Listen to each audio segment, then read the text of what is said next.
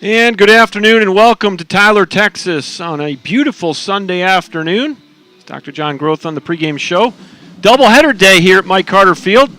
The Apaches from Tyler Junior College will be hosting the LSU-Eunice Bengals. Great game last night. We'll talk more about that as the day progresses. I did have a chance to talk to both of the head coaches about last night's game. First, let's hear from the head coach from the LSU Bengals, the number one ranked LSU Bengal head coach Jeff Willis. Whoop. No.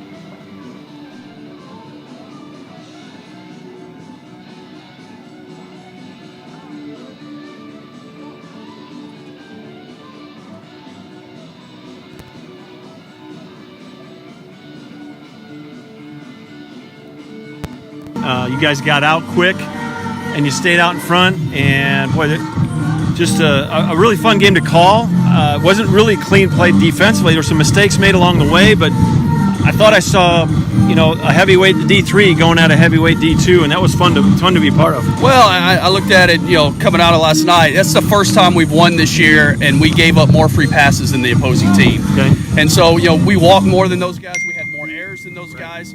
We had one extra hit than them. And then, give them credit. Give Tyler credit. The 2-3 spots they put up were with 2 outs, and we got ourselves in a bind in the first one. We get 2. We're up 6-0, and next thing you know, we get 2 quick outs. We've got a lot of momentum, and we walk a guy. Right. And then we get the 3-1 count on the next guy, and he singles to left, and then all of a sudden we serve one up, and they get a 3-run, and they're back Exactly. in it. And then we come back, and our guys put 3 up, and then we go right back out. That was before our guy gets picked off at first, and he has a chance to make a play in right field that he's good enough. He makes the play. He's right there. He misses the ball. And next thing you know, we have an inning where we walk 3 guys, and we have a balk and a wild pitch, and next thing you know, there are 3 more runs in that. And then the 7th run happens, is the ground ball to third base, and we kick it. And next thing you know, they're off there, and then they got all that momentum in the 9th with the leadoff home run, and luckily the line's off to first base. But a good back and forth. Yeah, exactly. Credit the middle reliever for him that came in and changed the whole complexion and the momentum of the game, and gave him a shot to do that. And I guarantee you this, you guys have to be looking at, y'all outplayed us last night. There's no question about it, and got some momentum moving in today. And if we're not careful, especially in a shortened 7-inning game, and you know as well as I do, no coach likes to play any 7-inning game. I like 9 because it happens. Momentum right out the chute sets the tone for that day, and you're trying to play catch up and fall behind. So looking forward to today and what 2 good teams that are going to compete and get after it. Well, you guys got a lot of big number guys. I mean, I think you got 5 or 6 guys over 20 RBIs and stolen bases, but I had to make note that your little 9-hole Keller, I thought he got the hit of the game. That 2 RBI double.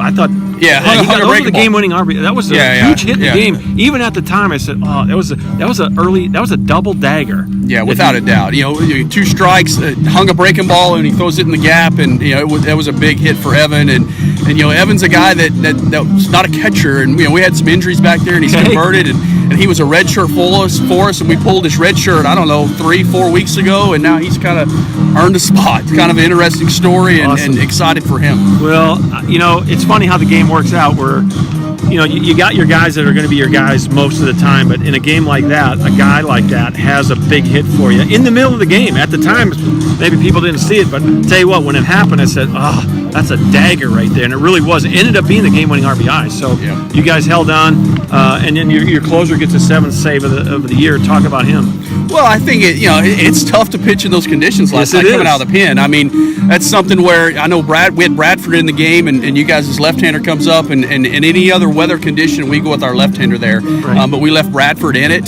just because he was warm, the blood was flowing, and you don't know if you get that guy out of there and he doesn't have a feel for a breaking ball, and it's cold next guy, he's walking guys, and a lot of times in a game like that, the warmest person out there is going to be your pitcher that's been in the game for a certain amount of time, and you got to be very careful when you start to go into that pen.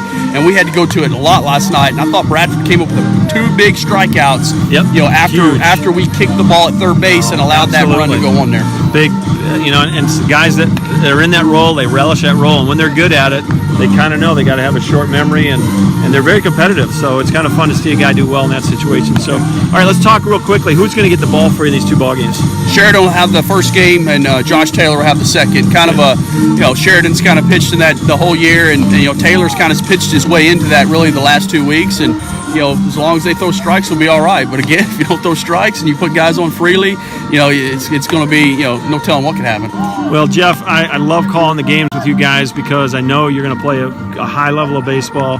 I really do wish you guys the best. I hope you'll get your 6th national title this year. I won't see you probably the rest of the year, but congrats on a great start, and I really do hope today is a good day of baseball for you. Yeah, thanks a lot, John. Okay. All right, that was Jeff Willis, the skipper from LSU-Eunice. Appreciate his time. We're getting ready to play baseball here. Let's hear what Coach Wren had to say about last night's ball game right now. All right, we got Coach Wren outside the Apache dugout, and boy, I thought it was a back-and-forth competitive game. Talk about last night's ball game.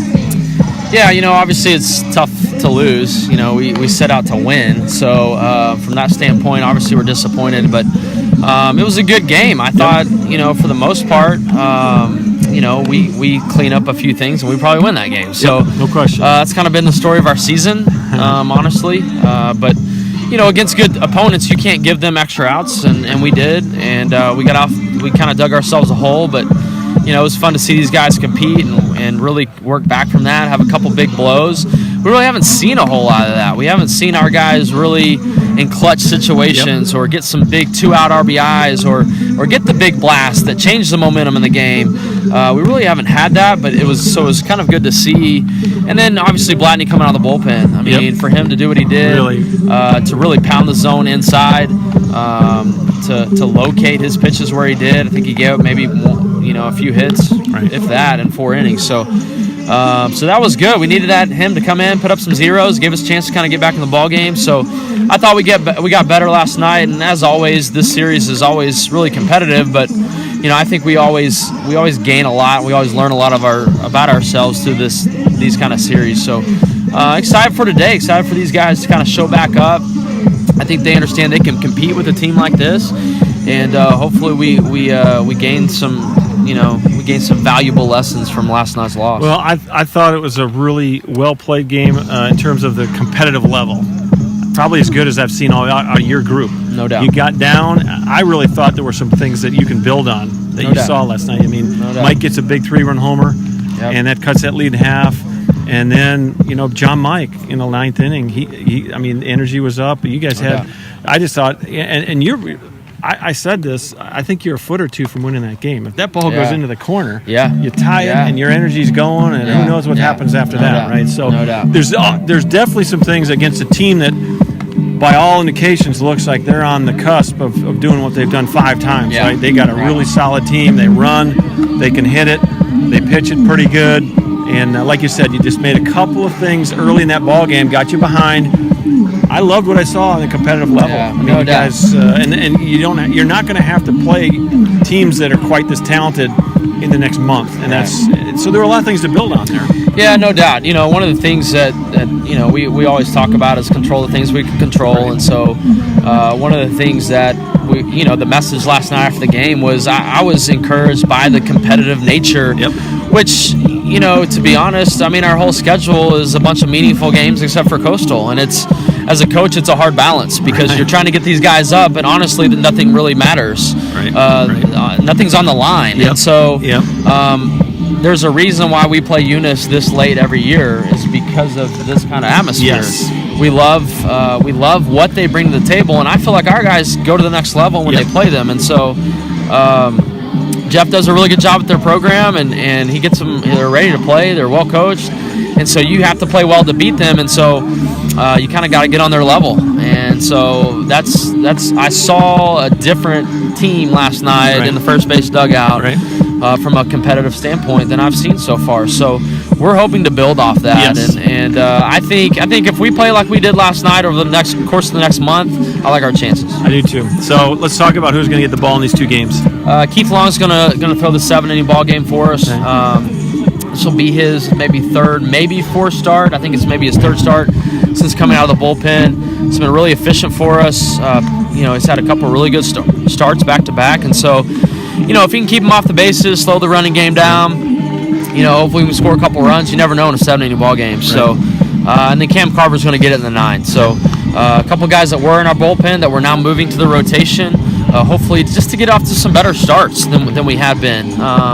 Over the course of the last 6 weeks, we've kind of dug ourselves some hole early, And, just like last night, it's hard to work your way back. So especially against a good team. No doubt. So we're hoping to put up some zeros early and play our game where, we scored. Angelina was a great testament to that. We put up some zeros early. We scored some runs early. We built the lead, closed it out. So, well, you guys are getting ready to take pregame. I'll let you go. The sun's out today, so I'm looking forward to calling these doubleheader. Thanks, Doug, for taking the time. Thanks. All right, that was Coach Wren a few minutes ago. We are just about ready for his first pitch.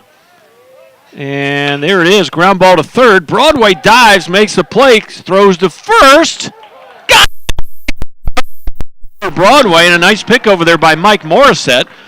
And Johnny Johnson, the second baseman, is retired. One pitch, one out. First pitch was exactly at 1 o'clock, so welcome aboard. Doubleheader day here at Mike Carter. Coach Wilson is going to go out and challenge that call. And the home plate umpire says, no, it's not worthy of challenging here. This doubleheader day is going to start out a little contentious here, as Coach Willis thought that Johnson might have been safe. It was a close play. I don't know if he thought that maybe Morris had juggled the ball, but one pitch, one out. First pitch to Chance Clark is in there, strike one. I'll go through these lineups. Every day is a little different on the interviews, and sometimes they're a little longer, and we try to get you on board here in enough time to call out the lineups before we actually start playing, but we'll get that handled here in just a moment.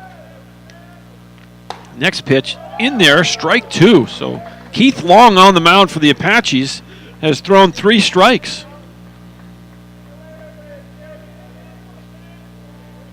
Going from the stretch throughout here. We'll give you some of his numbers in a second. That's off the plate.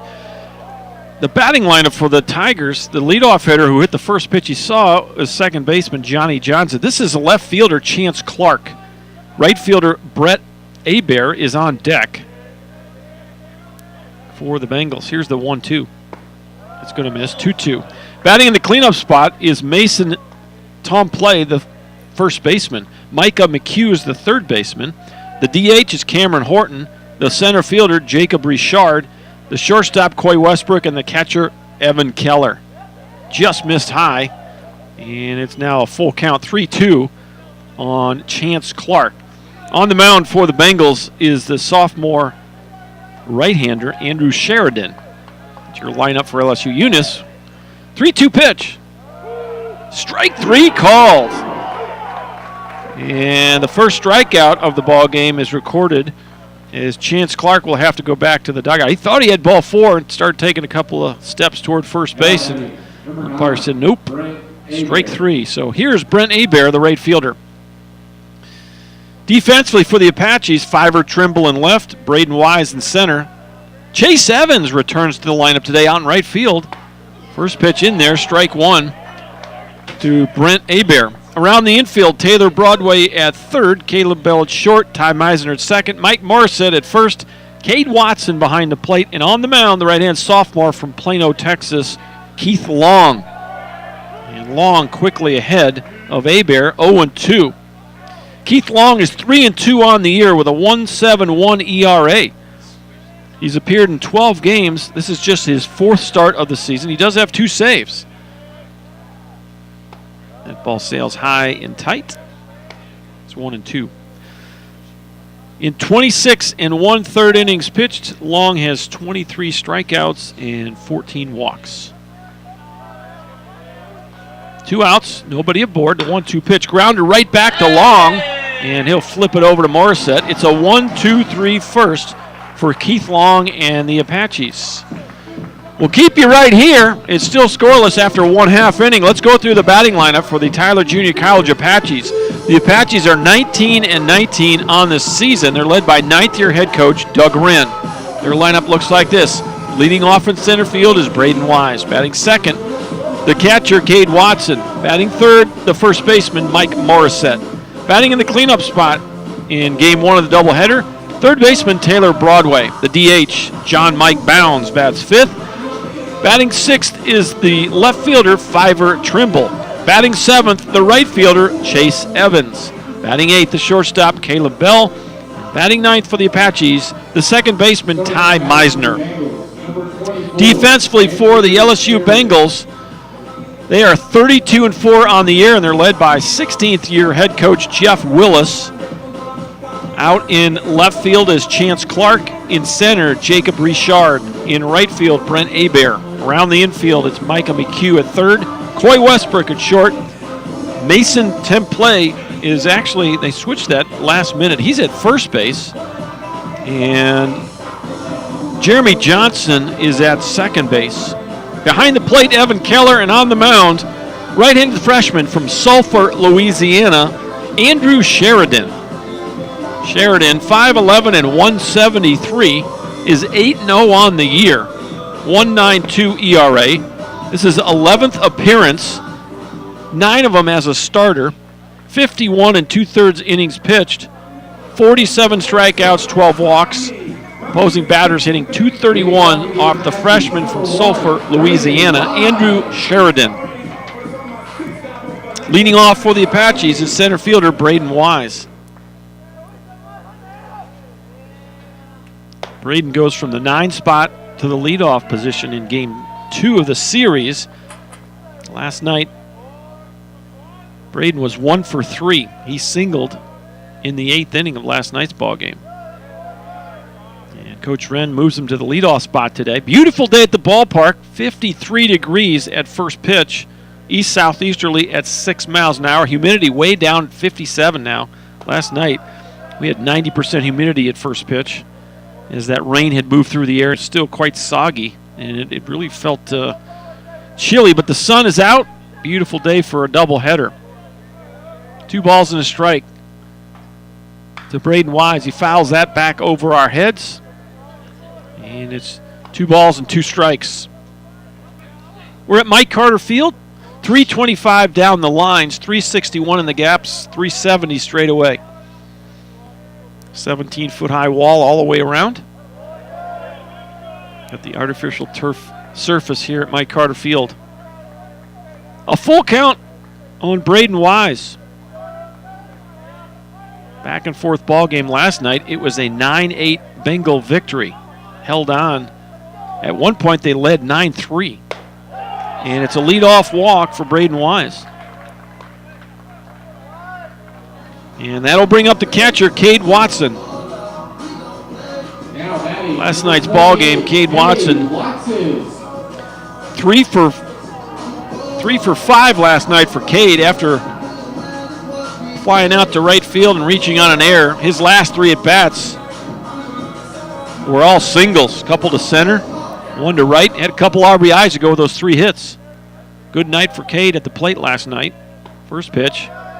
Misses inside, ball 1. LSU-Eunice wearing their purple tops with the gold trim. Got the purple caps with the big E on the front. Gray pants to go with that.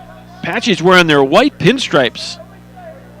The Apache Indian head logo over the left chest. And the black and gold trim all the way around. 1 ball, no strikes to Cade Watson. We're still scoreless. Bottom of the first. This is a 7-inning ball game here in the first game of the doubleheader. Chopper to third. McHugh to second for 1 to first, not in time. So Watson reaches on the fielder's choice. 5-4. Wise is out at second base. And there's 1 out. Number 19, Mike Morrison. So they came up at the last minute and changed their positional designations. Jeremy Johnson's now at second base. Or Johnny Johnson, excuse me. And so that was Johnny Johnson trying to turn that double play. They originally had Temple as the second baseman, and he has moved over to first base. First pitch to Mike Morissette is strike 1 in last night's ball game. Morissette with the big 3-run homer in the 5th inning. Closed the gap from 9-3 to 9-6. And the closest the Apaches could get was in the 9th, bottom of the 9th. Big John Mike Bounds, home run to right field. Got that down to a 1-run lead. He was a leadoff hitter in the bottom of the 9th, but good job by Landon Clifton, the closer for the Bengals, striking out Taylor Broadway And the game ended on a line drive to first base off the bat of Caleb Bell. If that's a foot or two in either direction, might have been a different outcome. The 0-1. Big swing by Morissette, fouled off. And it's 0-2. Well, that east-south easterly is actually going to be quite different than last night's wind. We had a north wind last night that was blowing out to right field. Today's wind is going to actually come in a little bit from center, so ball will be knocked down just a little bit, not much, but that breeze every once in a while blows right in our face in the press box here. Last night it was blowing out. 1 ball, 2 strikes, 1 out. Mike Morissette at the plate for the first time against the freshman from Sulphur, Louisiana, Andrew Sheridan. Sheridan has logged 51 innings so far. 8-0 with a 1.92 ERA. It's one of the things as a club, when you go 32-4, you look up and down those pitching records and they're all really good.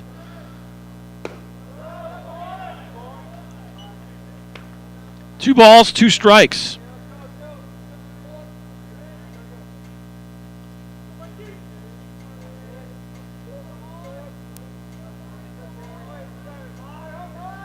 Yeah, they do not have a pitcher with a losing record. Every one of their pitchers, no one's lost more than 1 game. There's a chopper, and ball goes off the glove of the first baseman into shallow right field, and coming around to third is Cade Watson. Well, they made the switch right before the ball game started, and that's Mason Tom Play over at first. And he may or may not be used to playing over there, but he probably ranged further off first than he needed to. Broadway. So Template came way off the bag, trying to make the play, went off his glove, and that's going to create an opportunity for the Apaches here in the first inning. I'm going to score an infield single here. Watson goes to third. Broadway shows bunt, pulls back. First and third, 1 out. Get Watson at third, Morissette at first, Broadway at the plate. Last night's ball game, Taylor Broadway had 2 hits. It was 2 for 5, a single to left and an RBI double to right. The 1-0 coming up. Off the plate, 2-0.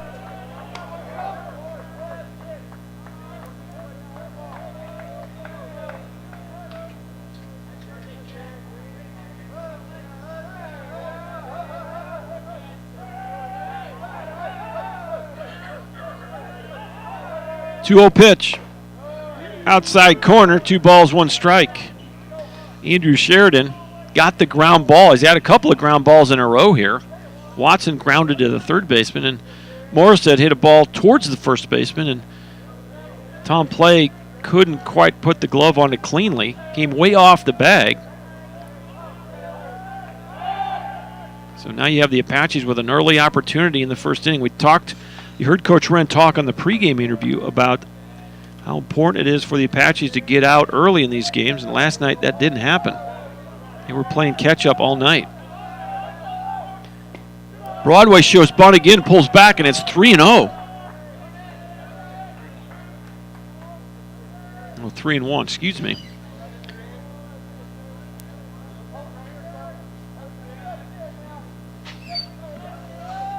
Three balls and 1 strike, 1 out. 2 runners on.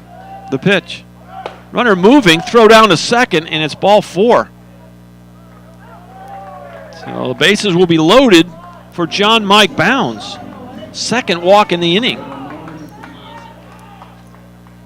So now, I don't know, they must have a team policy that if there's a walk or a hit batter or something, they have this meeting on the mound with their whole infield.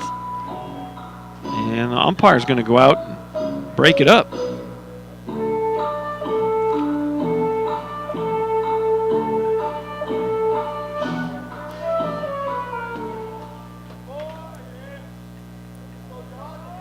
One of the things that does is, I guess it just lets that Gets everyone on the same page a little bit, maybe a little bit of encouragement for the pitcher. Here is John Mike Bounds. Big home run in the ninth last night. A double, a triple, and a homer. He was a single short of the cycle last night. The first pitch. Inside corner, strike one. So a golden opportunity here in the first inning to get out of front of a very good opponent, number 1 ranked LSU Bengals. The 0-1 off the plate, 1 ball, 1 strike. In last night's game, LSU-Eunice was able to jump out in the first couple of innings with a 3-0 lead. They scored 1 in the first, 2 in the second in last night's ball game, and Apaches could not score until the 5th. The 1-1 pitch. Well hit, but it's foul down the right field line. Ball's high and hits on top of the shed right by the batting cage. John Mike all over that one. Now he's behind, though, 1-2. Important to be productive with this at bat. Game situation right here. Situational hitting for John Mike. Here's the 1-2 pitch. Swing and a miss. Big strikeout right there for Andrew Sheridan. First strikeout of the ball game. He's already got 2 walks, so not the cleanest of first innings for Sheridan, but that was a huge strikeout right there. And now it's Fivers Trimble's opportunity to try to give the Apaches an early lead here in the first inning. Bases loaded, 2 outs. Sheridan's going to go from the windup. The pitch. Boy, it's blocked by Keller. Nicely done there. Saved the run. And it's 1 ball, no strikes. The Apache left fielder, Fiver Trimble. Fiver was 1 for 4 last night. He did get a single in that 9th inning. He represented the tying run when the ball game ended. Here's the 1-0. Off the plate, 2-0. Well, you got nowhere to put Trimble here. A walk would give the Apaches a 1-0 lead.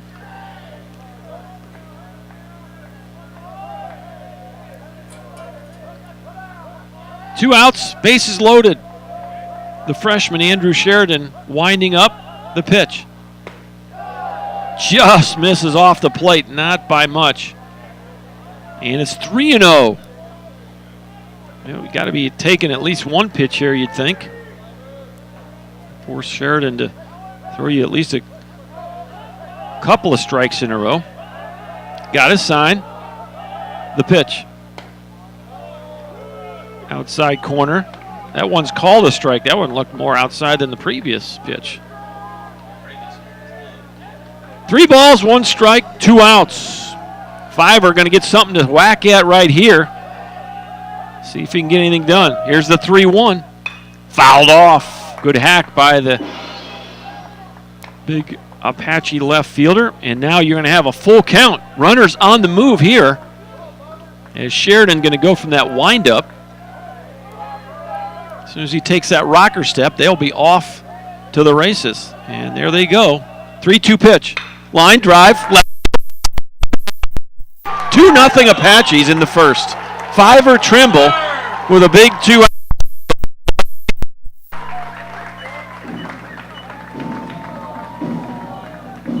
Well, you saw the runners take off. Fiver put a good swing on a good pitch, and that's what you need if you're the Apaches. Coach Wren talked about it on the pregame.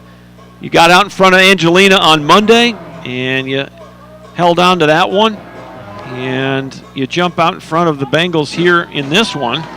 It's a 7-inning game, so looks like Coach Orgain out there talking to Andrew Sheridan. Alan Orgain, the pitching coach for the Bengals.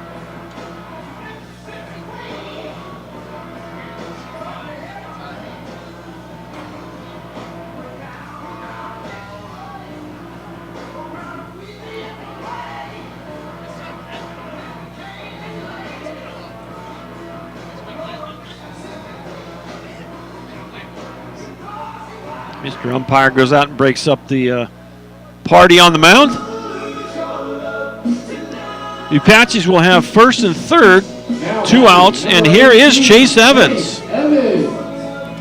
All right, we've heard from a couple of you. Miss Evans watching from Kingwood and Miss Roca watching from Pearland. So appreciate you checking in on the live chat. Beautiful day here in Tyler. Game time temperature was 53. We're headed to the low 60s today. First pitch to Chase. He popped it up right side. Is it going to get out of play? I think it is. And it's in the bleachers. So it's 0-1. First time we've seen Chase Evans in quite some time.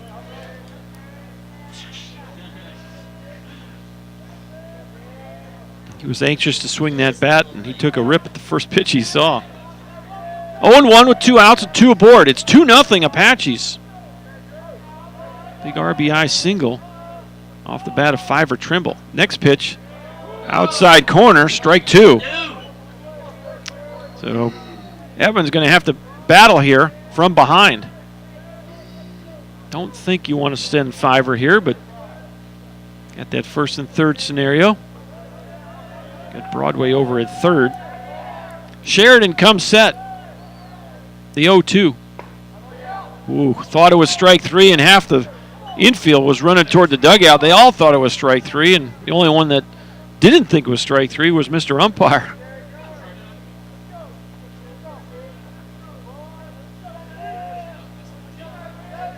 One ball, 2 strikes, 2 outs. Andrew Sheridan, and they got him. They got him in a rundown. Let's see if they handle the first and third here. Throw to third, Broadway. Right there by the LSU defense. They got the first and third. They used the move that everyone says never works. Well, now you can't say that because it just did. Sheridan picked up his front foot, faked the throw to third, and sure enough, Fiver Trimble got caught in a rundown, and that was handled about as well as you can by LSU-Eunice, and so they end up getting Broadway at third base trying to get back safely, and that'll end the inning. But the Apaches strike first here in the bottom half of inning number 1. A big 2 RBI single by Fiver Trimble, and your score for Mike Carter as you head to inning number 2. It's Tyler 2 and LSU-Eunice 0.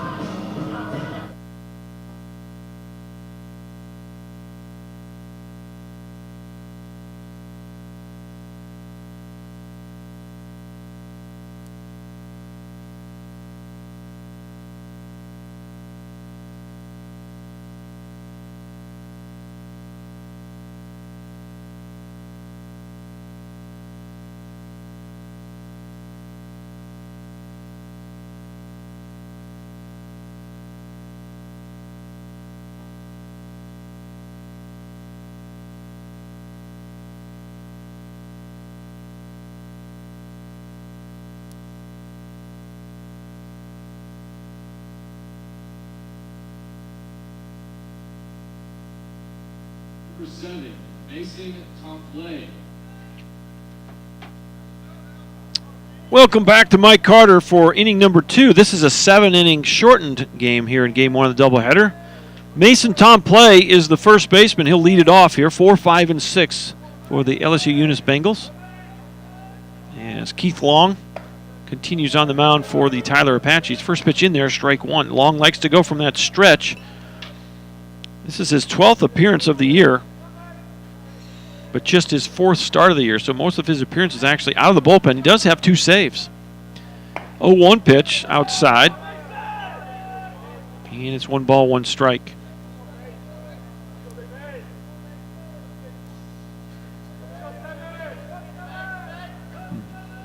All right, well, we'll try to keep an eye on the audio here. Not sure exactly what the issue might be on the breaking up of the audio, and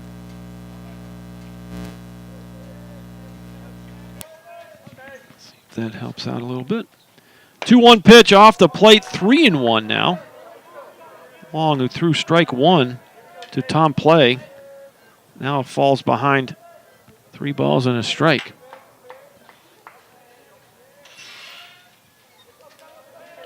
Micah McHugh, the third baseman, on deck. And there's a leadoff walk here in the second inning of Mason Tomplay. Now batting, number 23. First walk of the game for Keith Long, and that breaks up the perfect game. And here's Micah McHugh now for the first time here in this ball game. Last night's ball game, McHugh was 0 for 4. Did have an RBI on a sacrifice fly to right field. First pitch in there, strike one.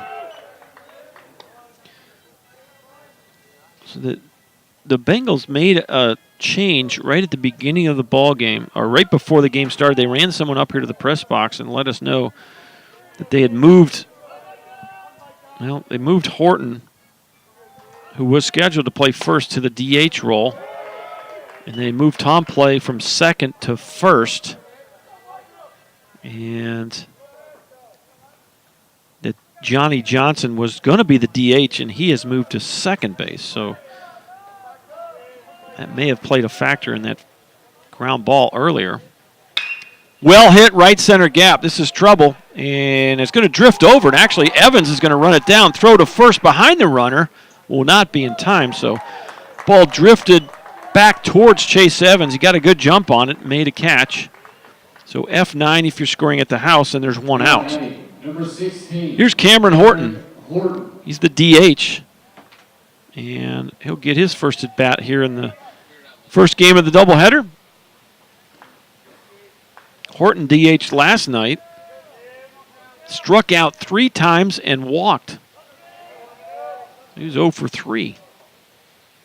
First pitch, outside corner, strike one.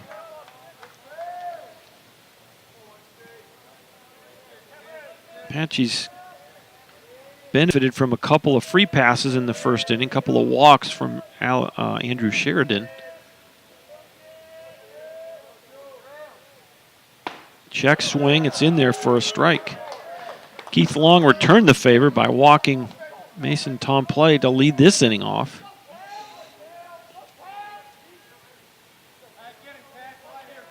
Oh and 2 on Cameron Horton. Here's the pitch. Off the plate. 1 ball, 2 strikes. Beautiful day here at Mike Carter. Boy, last night really chilly. It was like barely started at 41 last night, dropped to 40 by the time we finished. Had a north wind and a 90% humidity, and totally different today. We're looking towards getting to 60 degrees, if not warmer, throughout the afternoon, and actually have some people with shorts on and enjoying the sunshine. So beautiful day for a doubleheader. 1 ball, 2 strikes. Long comes set, the pitch. Foul ball. It's headed over toward the Avalon. Going to get just past it. I can see the tree that I park under. So all I got to make sure of is those foul balls don't go past that tree, and that one did. So Avalon's okay for the moment. These lefties that fouled off to our left here, that's the issue. Step and a dive, and Tom Play back after the pickoff from Long.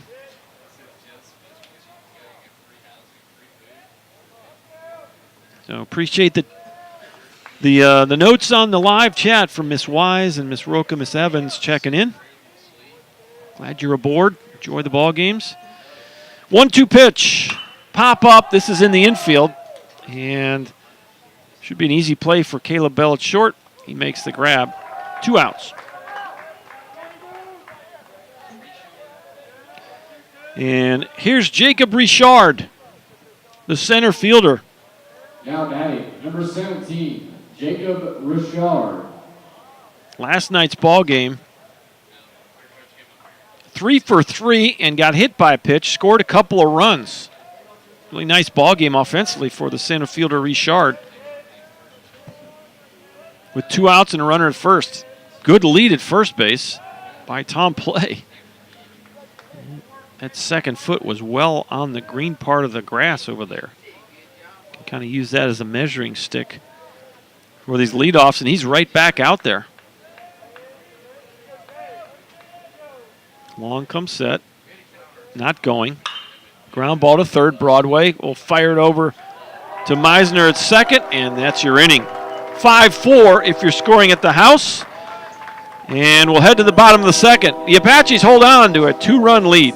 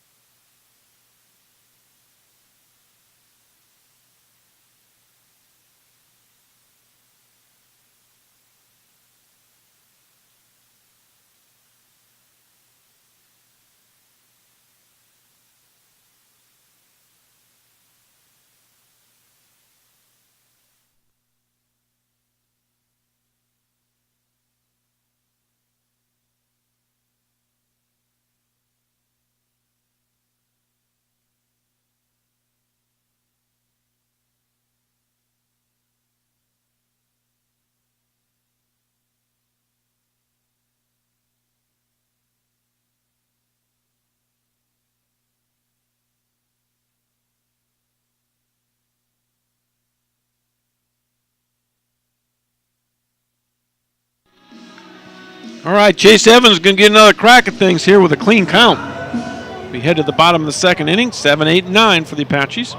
Evans going to show bunt, pull back, and it's strike one. Evans, Bell, and Meisner to come to home plate here in the second inning for the Apaches. Andrew Sheridan working from the windup. Check swing, and just got the end of Chase Evans' bat. And he'll battle no 2 count. And there's the 131 right on time here beyond the fence at Mike Carter. Way off the plate. 1 ball, 2 strikes. Nobody on, nobody out. Apaches with a 2-run first, hold on to a 2-0 advantage.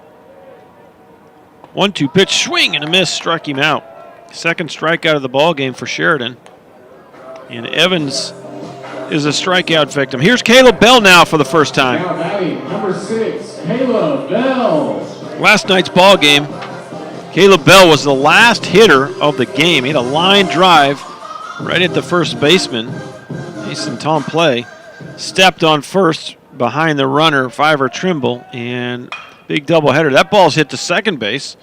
That's Johnson picking it up, throwing over for the second out. 2 up, 2 down. Here's Ty Meisner. Meisner was in the leadoff spot in last night's ball game.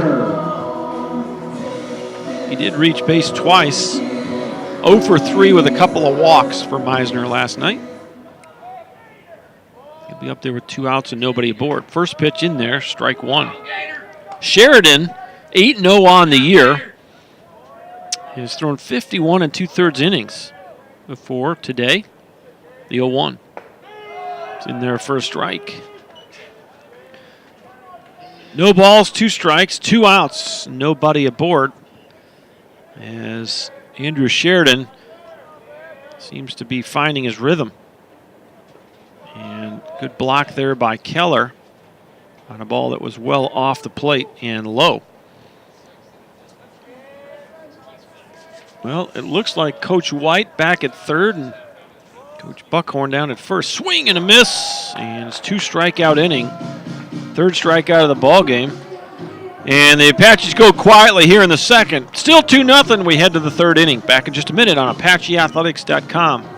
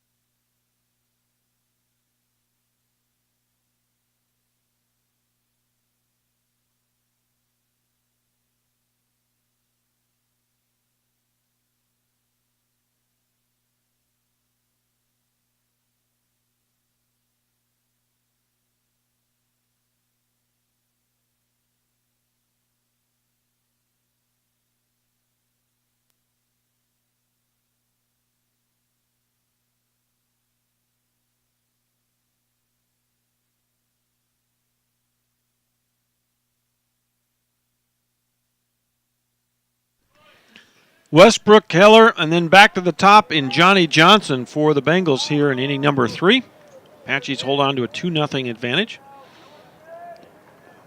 Keith Long, right-hand sophomore out of Plano, Texas, continues to work on the mound for the Apaches. First pitch misses off the plate, and that's 1-0.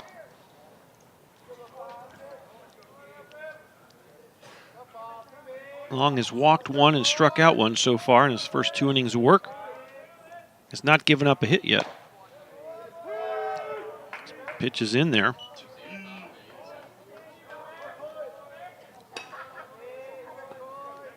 One ball, 1 strike. The pitch. Line drive left field, and there's the first base hit for LSU-Eunice.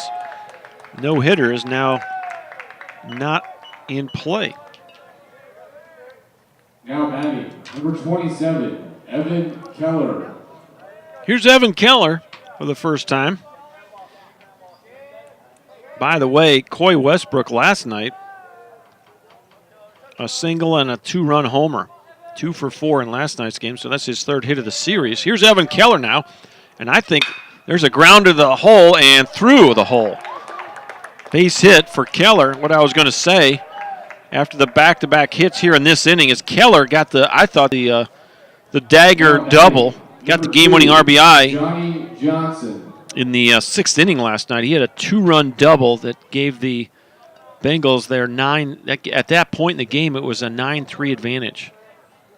And after the Apaches had come back and reduced the deficit to 6-3, the Bengals came right back and put 3 runs on the board. And the big hit that inning was that final RBI double by Keller. Fly ball to center. Wise has got room, makes the catch. And the runner will tag and go to third. So Johnny Johnson, a deep fly ball to center field. Westbrook will tag and go to third. You have runners in the corners now, 1 out. And stepping in is Chance Now Clark. batting, number 8, Chance Clark. So Clark will step in for the second time here in this ball game.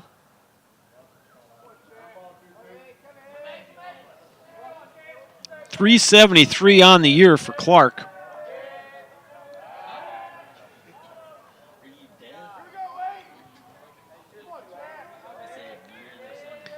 Bengals 32-4 on the year.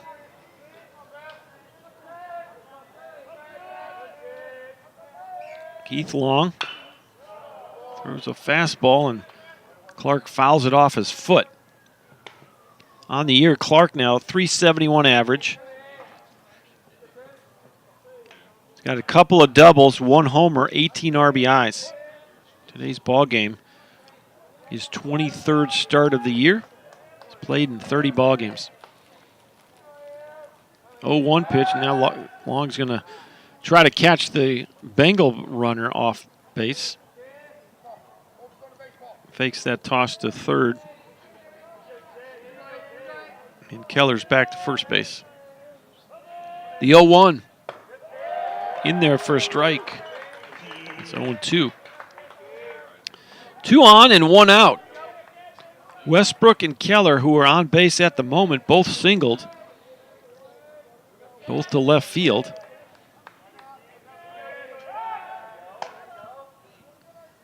Long's going to try to keep Evan Keller over there at first.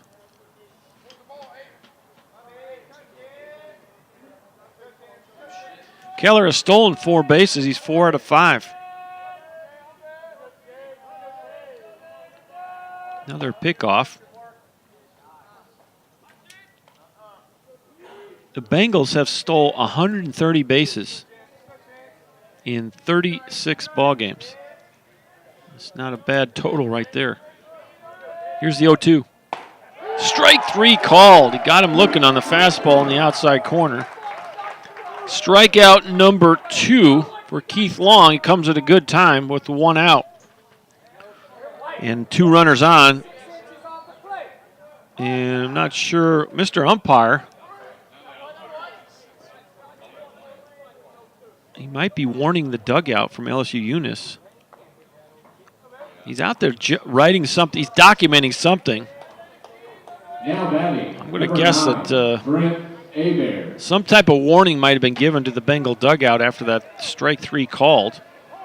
Here's Brent Abair now, right fielder, grounded out to the pitcher back in the first inning, 0 for 1. First pitch in there, strike 1. 1 for 4 last night was Abair.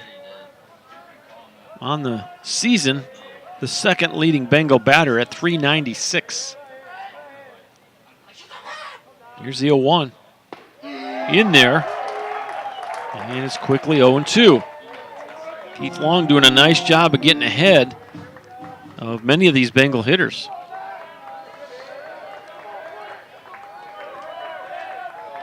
0-2 with 2 outs, 2 aboard. Bengals trying to come from behind here. They trail 2-0. The pitch.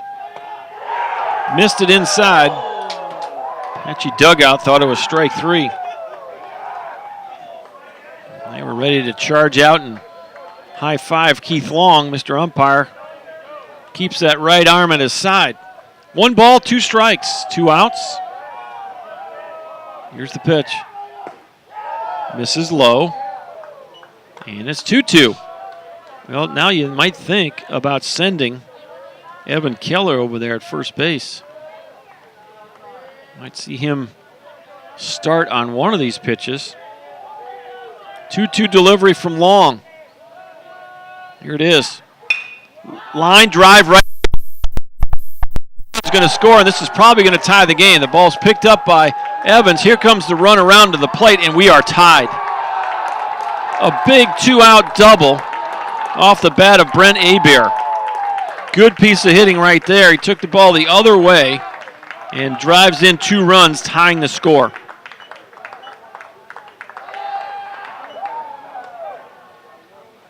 Well, what a turn of events there. You're 1 pitch away from getting in the dugout, and just like that, Hebert drills the ball opposite way, and we are tied. And now Mason Tomplay will have a chance to give the Bengals the lead. Time is called by Tomplay as he steps out of the box.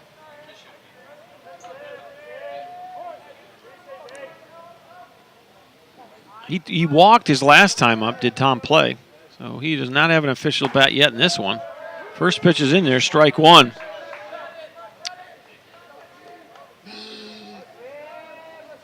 Got a couple of doubles in last night's ball game. 2 for 5 on the night was Tomplay. On the season, .368 average for the Bengals. Here's the 0-1. Misses off the plate, and it's 1 ball, 1 strike. To go with that at .368 average, he's got 12 doubles, 2 triples, 3 homers, 34 RBI. And that is second on the club, only to Cameron Horton. 1-1 pitch. It's going to miss low. 2 balls and a strike. Horton leads the Bengals with 46 RBI in 36 ball games. That is a pretty good clip right there. Horton, the DH in the 6th spot here in the game, in game 1 today in the doubleheader. Long's going to keep that runner close to second.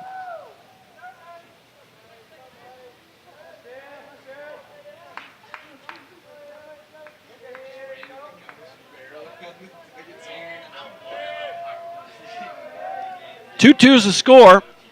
It's a 2-1 count. The pitch. Breaking pitch hits the inside corner.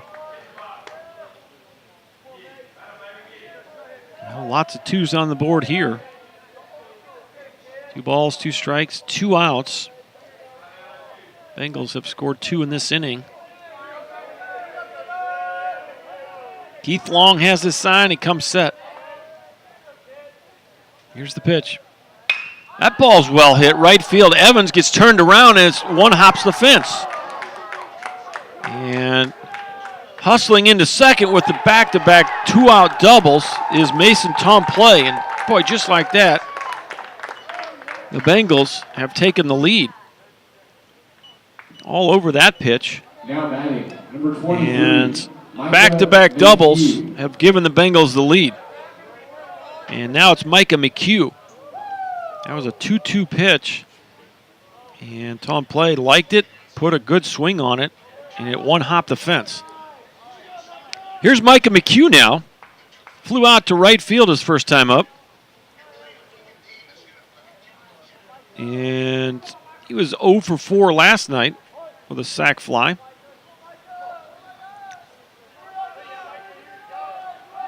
He's up there with a chance to extend the inning. All this has been done with 2 outs. Long was very close to finishing out the inning. And Hebert,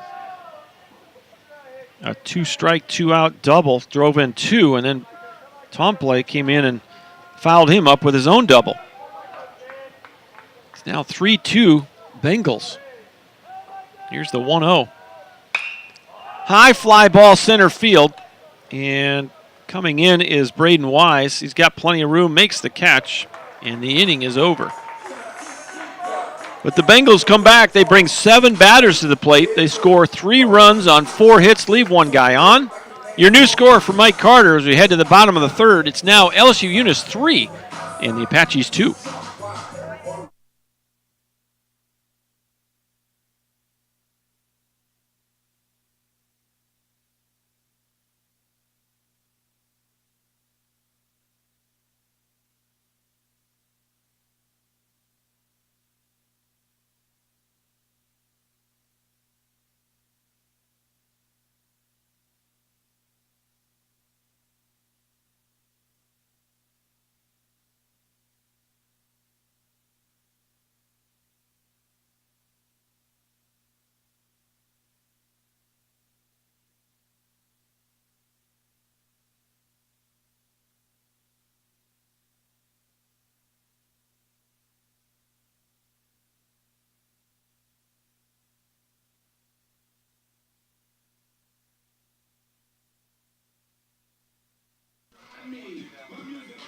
Top of the Apache lineup, Wise, Watson, and Morissette scheduled to hit here in the bottom of the third. The Apaches now trail by 1 run. A 3-run outburst with 2 outs by LSU-Eunice.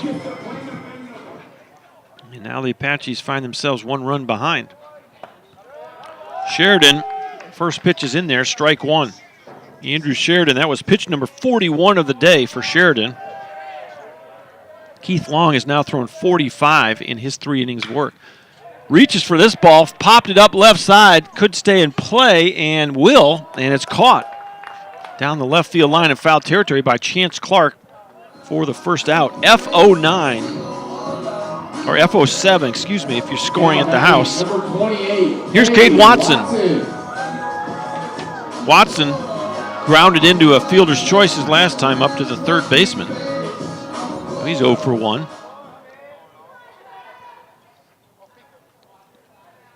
First pitch, going to miss, ball 1. Watson, .338 average on the season. 5 doubles, a triple, 12 RBI. Apache catcher, 1-0. Well hit left center. Plenty of room out there for Clark.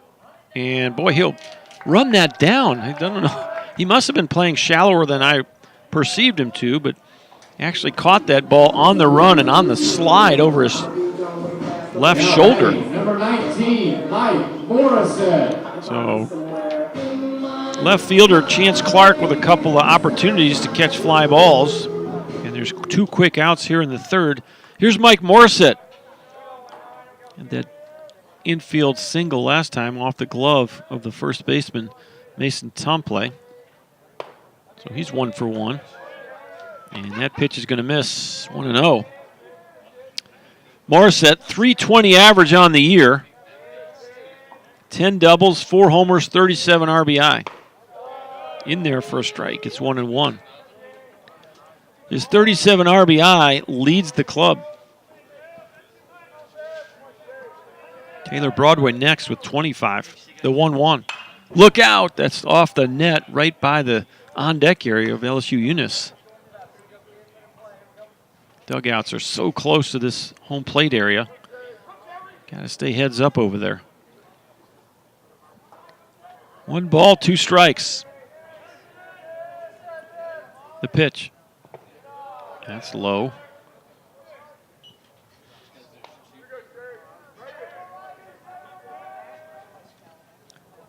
And it's 2 balls and 2 strikes. 2 outs, nobody aboard. In the bottom of the third inning, Apaches trail 3-2. Boy, just misses low. And it's a full count on Mike Morissette. Morissette reaches. Taylor Broadway would be next.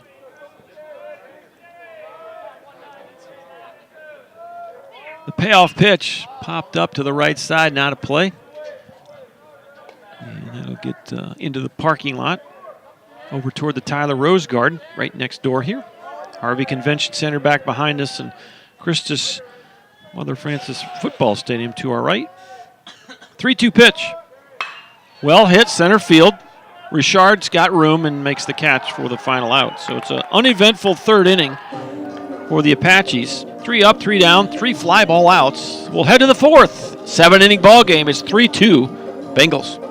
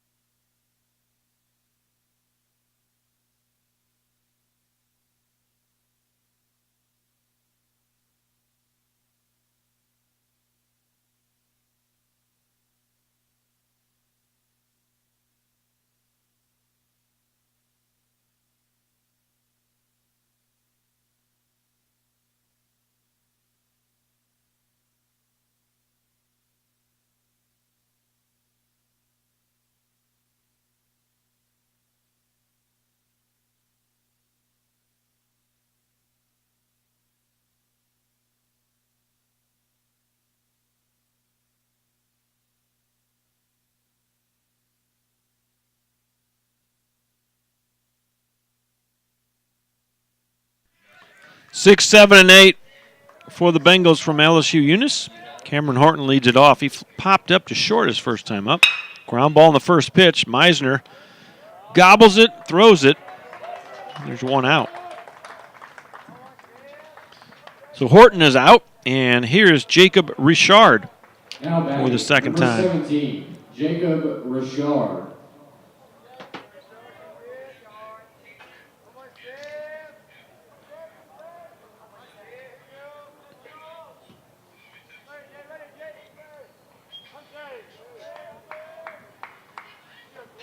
First pitch to Richard is in there, strike one.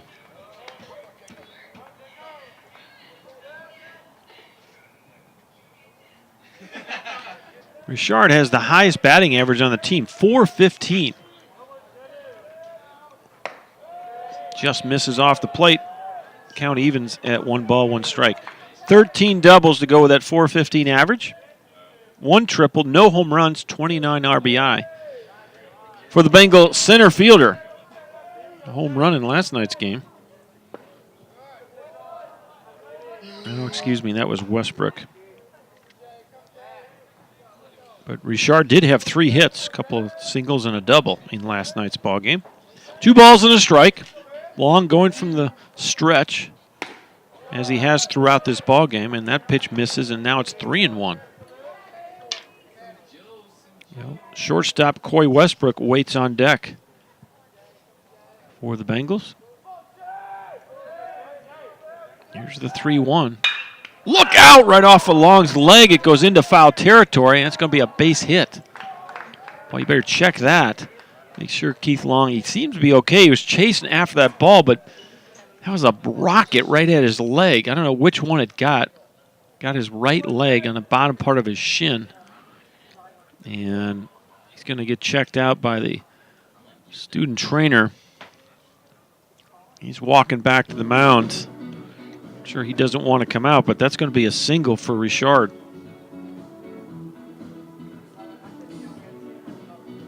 And he chased after the ball. So I think he's going to be okay. Of course, the adrenaline's moving on when that thing happens. And for the moment, he'll probably take a couple of tosses and make sure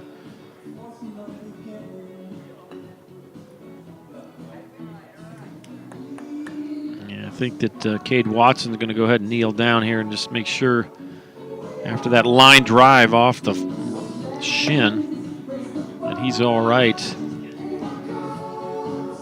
It's off his right shin, so it's actually the leg that's in the air as he releases the baseball. The left foot comes down and plants, and then that right foot is up. He's fine, so we're going to go back to it here. Thankfully, he's all right. Here's Coy Westbrook. Westbrook single to left field his first time up, broke up the no-hitter at that point. Was the leadoff hitter in the third, and here he's back up in the fourth. Bengals brought 7 batters to the plate last inning. They scored 3 runs and taking the lead. And there's Richard way out to that big lead again. Long comes set. And he'll flip a pickoff over to first. 21 of 25 in stolen bases is Jacob Richard.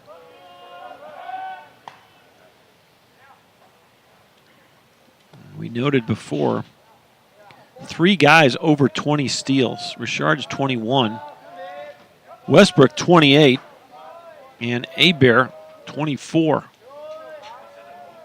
Here's the pitch. Misses inside, and it's 1-0. Well, the running game has a multiplying effect because not only does it put guys in scoring position for your club, but it also takes the focus away from that pitcher tends to not quite lock in on the pitches that he's making and when he's worried about runners. The 1-0. Thought about going there and then stopped himself. You could see he took about a half a step towards second base. And he might be going here. He's back out a couple of steps past the green turf. Got those cutouts. It's kind of easy to, you got anybody gets off the red there, getting an extended lead, and he's well off. Long comes set, not going. I don't know if he's calling it a foul tip. So it's a foul ball. Runner at first with 1 out. Cameron Horton grounded out to second to lead the inning off. Richard hit a ball right back off the right leg of Long for an infield single. That's where we find ourselves now.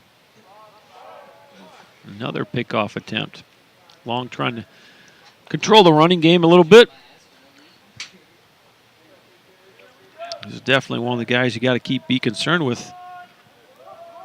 So is this hitter, Coy Westbrook. He can get it going pretty good. It's a good hit and run count as well. I see the Bengals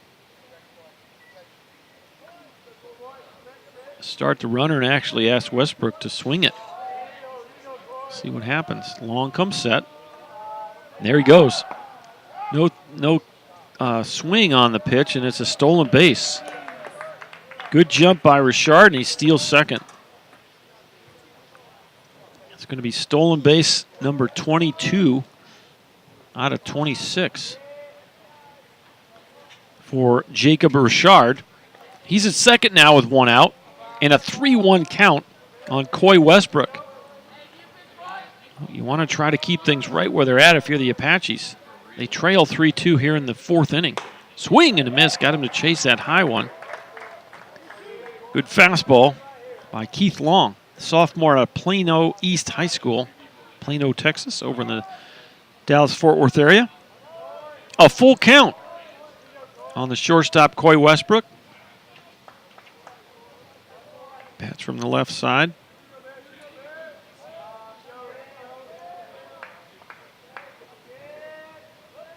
Here's the 3-2. He missed it. And it's a 1-out walk. And let's see here, walk number 2 on the day for Keith Long, and that will bring a visit from Coach Taylor White, and sure enough, Apaches have the left-hander in the bullpen is Sidney McWhite. Is that right?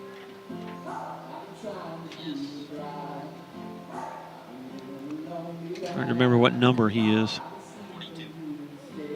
Sidney McWhite is up in the bullpen and tossing. He's a freshman from Cy Ranch High School in Houston area. Coach White has spoken his piece, and everybody goes back to their spots. Had a meeting of the minds with the Bengals in front of their dugout. Here's Evan Keller now. He singled to left his first time up. He's 1 for 1.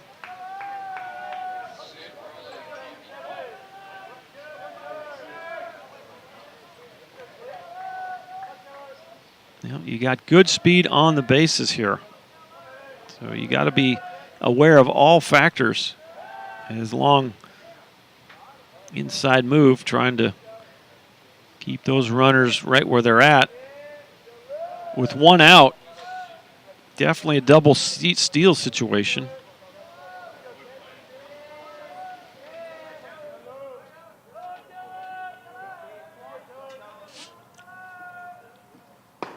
First pitch misses. And it's 1 ball, no strikes. Keller with the game-winning RBIs in last night's ball game. They came way back in the 6th inning. A 2-run double. And he actually scored in that inning as well. Here's the 1-0.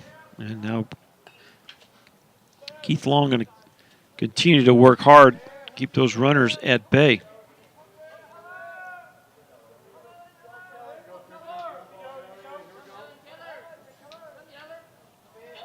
One and 0 is the count with 1 out and 2 aboard. The pitch in there for a strike. 1 ball, 1 strike. Bengals lead this game 3-2. The Apaches got on board first. 2 runs in the first inning. The Bengals scored 3 in the third. We're in the top of the 4th with 1 out. They're looking for more here. And now we have a right-hander in the bullpen. Is it French? Travis French is heating it up. Looks like Sidney McWhite is now down. He's not throwing anymore, so appears as though Travis French would be the next option if they want to make a change. There goes the runners, and hit and run into right field. 1 run's going to score. Perfectly executed by Evan Keller. Well, that's the benefit of having a lead there and being aggressive offensively. As Keller executes the perfect hit and run. Westbrook goes to third, and Richard comes home to score. RBI for Keller. 4-2 is our score now, and back to the top of the lineup we go.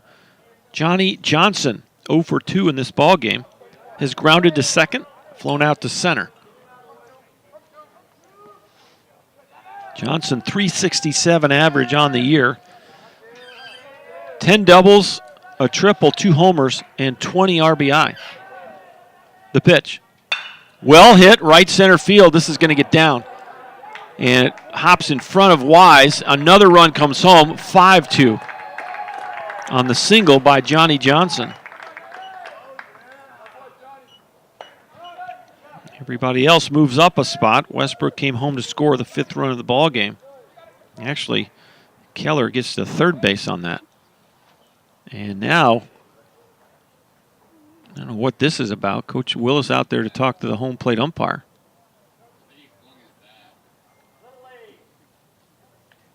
So Now batting, number 8. there was talk in the press box here that the batter may have flipped his bat. And that's going to be all for Keith Long. Apache's going to go to their bullpen. We think it's going to be Travis French, but we'll let you know for sure when we return.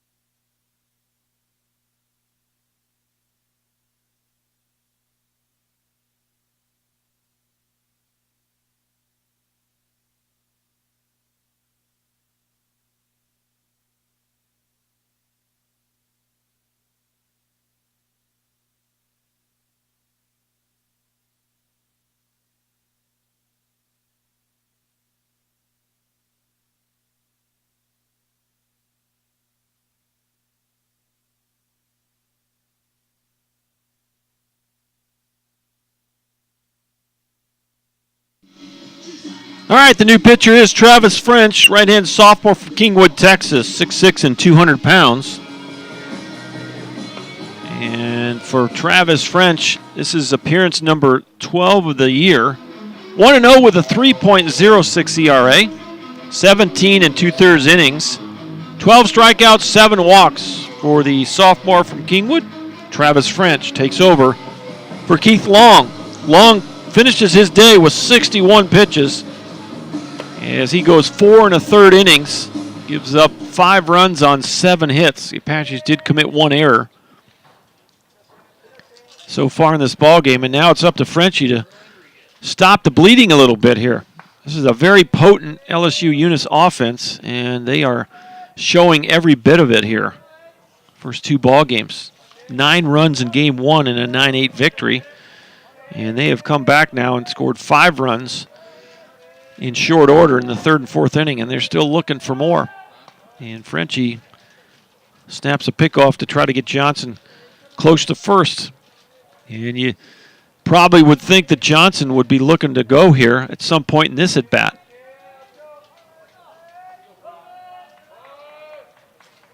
Comes set, the pitch. Now he's going to try the old fake the third, see if Johnson will bite.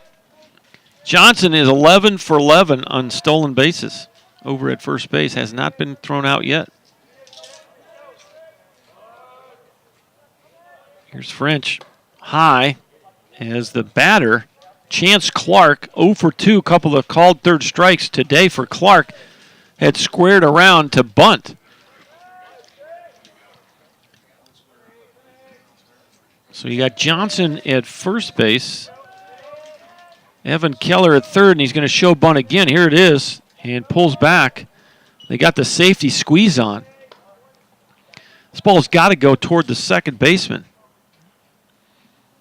And you got to keep it away from Morissette, who was charging after having to hold the runner.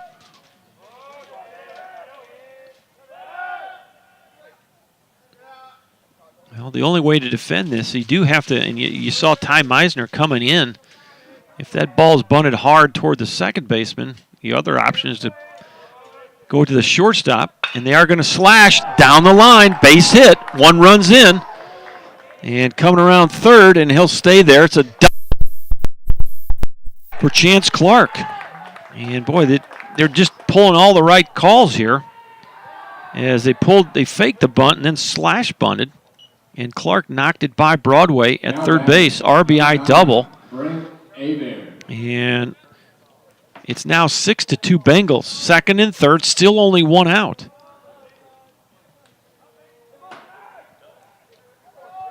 And stepping in now is Brent Hebert. We're in the meat of this LSU Bengal lineup. Infield now drawn in. Trying to minimize the damage here. Nice job there by Cade Watson. For ball 1, that ball was well off the plate and low. Hebert, 396 average coming into the ball game. Travis French comes set. Here's the 1-0. It's in there. 1 ball, 1 strike. Well, you gotta do something to cut these runs off for sure. So you got your infield playing in the baselines.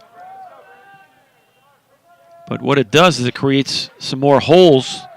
Not as easy to cover as much ground in the infield, so more hits are going to get through. Here's the 1-1. Misses high. 2-1. Hebert is the 3-hitter. Mason Tomplay waits on deck. He's the cleanup hitter. Hebert doubled in 2 runs his last time up. He's 1 for 2 in this ball game. 2-1 pitch coming up. Here it is.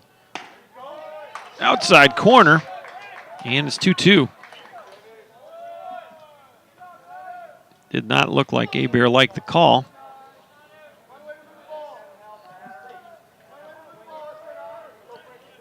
And it's 2-2.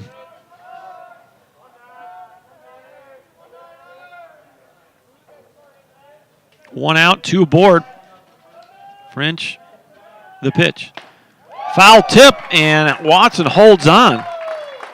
So it's a strikeout in a big spot right there for Travis French. First strikeout for Travis. Mason Tomplay. And it's just a second strikeout of the day for Apache pitching. And here's Mason Tomplay, the first baseman. 1 for 1 with an RBI double his last time up. He walked back in the second inning. Big spot in the game right here. A 4-run lead, and the Bengals trying to extend it.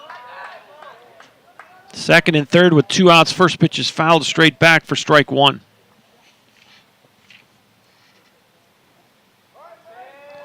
Tomplay 368 on the year. 34 RBIs. Second on the team.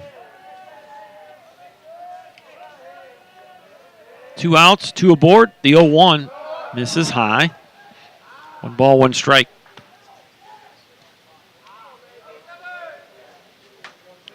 Well, for the last inning, the Bengals brought 7 batters to the plate. They have brought 8 batters to the plate in this inning. Back-to-back 3-run innings so far. The 1-1 misses high. 2-1, and now French and Watson are going to talk it over on the mound. Travis is he's fallen behind the last couple of hitters, and these guys are dangerous with the bats, and we can only do that so many times before it's going to come back and bite you. So Watson going out to encourage the right-handed sophomore from Kingwood, Travis French. 2 balls and a strike with 2 outs. Johnson at third, Clark at second. Here's the pitch. Ball's well hit into the right center gap. That's going to be down. 2-run score, and it's 8-2. Some clutch hitting here by the Bengals. As the 8th batter of the inning, Mason Tomplay hits a 2 RBI single, his 3rd RBI of the day, and he opens it up. It's a big hit right there, and it's 8-2. Here's the 9th batter of the inning, Micah McHugh. He's flown out twice, once to right and once to center. Boy, half swing and just going to get over the netting. And somebody tried to catch it. Went right off his hands.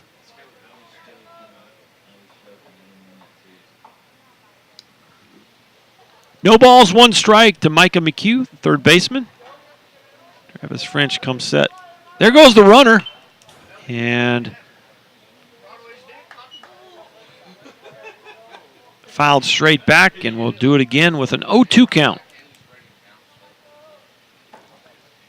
So a 3-run third inning by LSU-Eunice gave them a 1-run advantage, and they've put 5 more up here in the 4th.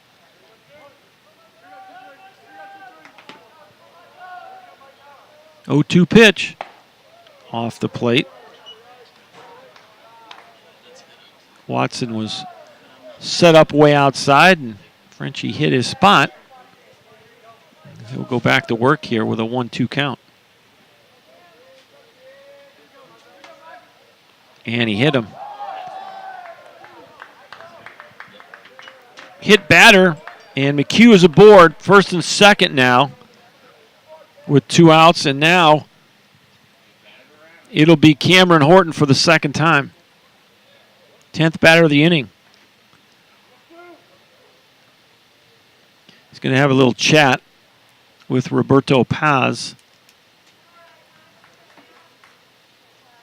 Roberto Paz, the third base coach, actually played at Northeast Texas Community College. He's played on this field before.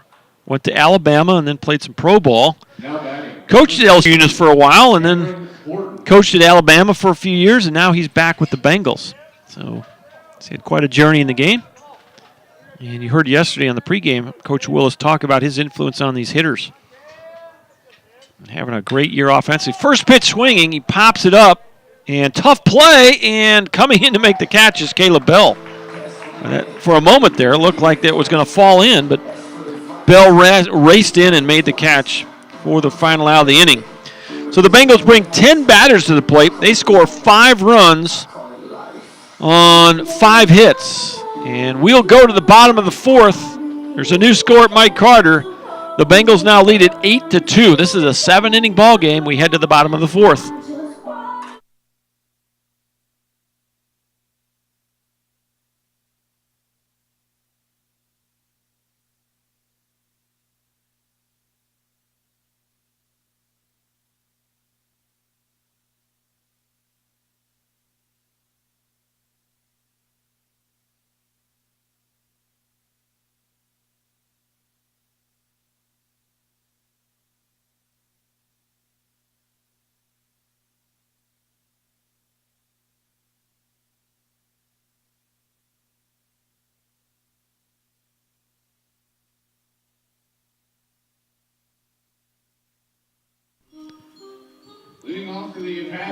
Welcome back to Mike Carter Field. Broadway. And you got some more.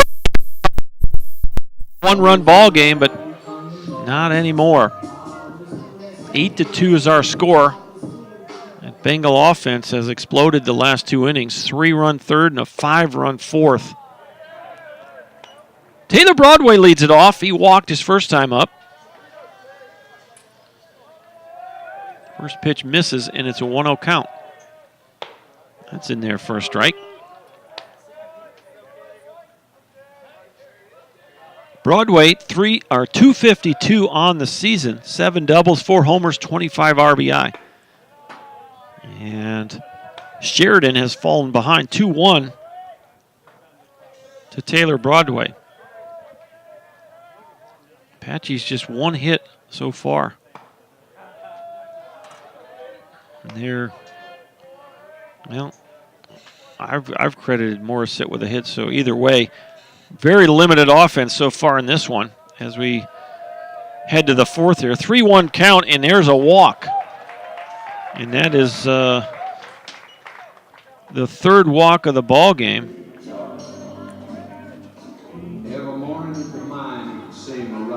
For Andrew Sheridan, and here's big John Mike Bounds. John Mike Bounds struck out swinging back in the 1st inning. And it looked like Sheridan was going to get out of that 1st inning unscathed, but after striking out John Mike, Fiver Trimble with a 2 RBI single. And at that point, the Apaches had a 2-0 lead. Since that time, nobody scored in the 2nd, but then it was 3 in the 3rd and 5 in the 4th for the Bengals. 1 ball, 1 strike to John Mike Bounds. Broadway has walked to lead off the 4th. That's what you need right there, some base runners. Just chip away. The pitch. Breaking pitch over the heart of the plate. And it's 1-2. Well, you got nobody tossing in that Bengal bullpen. Sheridan started the inning with 51 pitches. Line drive into the corner. This is going to be extra bases for John Mike. Going to roll around the corner. Broadway's going to be sent home. Here's the throw to the plate. He double clutched on the relay, and he's safe. So it's an RBI double for John Mike Bounds into the right field corner. The right fielder picked it up quickly, but the second baseman, Johnny Johnson, he double clutched on the relay, and that was just enough to let Taylor Broadway get under the tag. And it's 8-3, so there you go. A walk and a double. And here's Fiver Trimble for the 2nd time. He has a couple RBIs with a single in the 1st inning. First pitch is in there, strike 1. Trimble, 313 on the year. 9 doubles, a triple, a homer, 13 RBI. With those 2 in his first at bat, he's got 15. The 0-1. Well hit, high to left field. Going back is Clark, and he will not get it. It's going to short hop the fence. Bounds will score back-to-back doubles, and it's 8-4. Well, a good piece of hitting by Fiver Trimble. The Apaches trying to creep back into this one. It's 8-4. This resembles last night's game. Stepping in now is the right fielder, Chase Evans. And that will bring a visit from Alan Orgain. He's going to take the slowest walk he can out to the mound as they run a couple of guys down to that bullpen.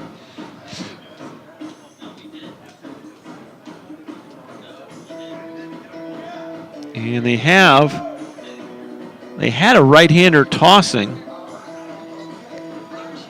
And I think he was just getting some side work in because he just flipped the ball over to another guy who ran down there to get loose. And see if I can give you a name here. I think it was number 28. That's Jacob Spell. So if my eyes are good enough, I think you got a righty and a lefty now tossing in the Bengal bullpen. And they are both getting it going pretty good.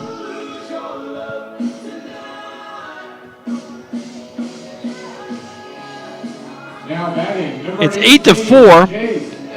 Andrew Sheridan. How many pitches does he have? 62 pitches in the ballgame so far for Sheridan, and he will face Chase Evans for the second time. Evans struck out swinging in his first at-bat in a long time. As he's just now back into the lineup for the first time.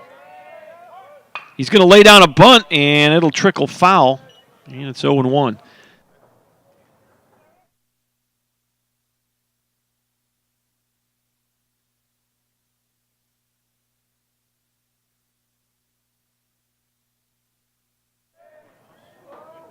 So Evans, after the injury to his hand, it's good to see him back out there and go. And he's injured his hand, I think, a couple of times sliding, and so just now got cleared to play and trying to keep the momentum going for the Apaches. They have come back to put 2 on the board here in the fourth. And what was an 8-2 lead is now 8-4.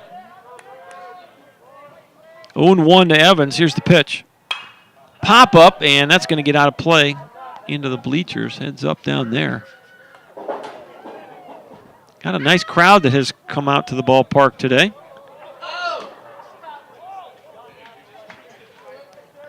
We have lost our sunshine for the moment. As earlier we had bright sunshine, and now there's a few clouds that have crept in, but certainly still a very pleasant afternoon. No balls, 2 strikes on Chase Evans. Andrew Sheridan trying to navigate some trouble here in the 4th inning. Look out, almost got Chase Evans.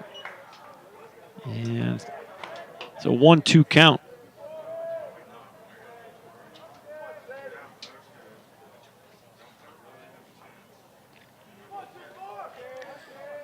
It was 53 at game time. We are now creeping up. It's 58.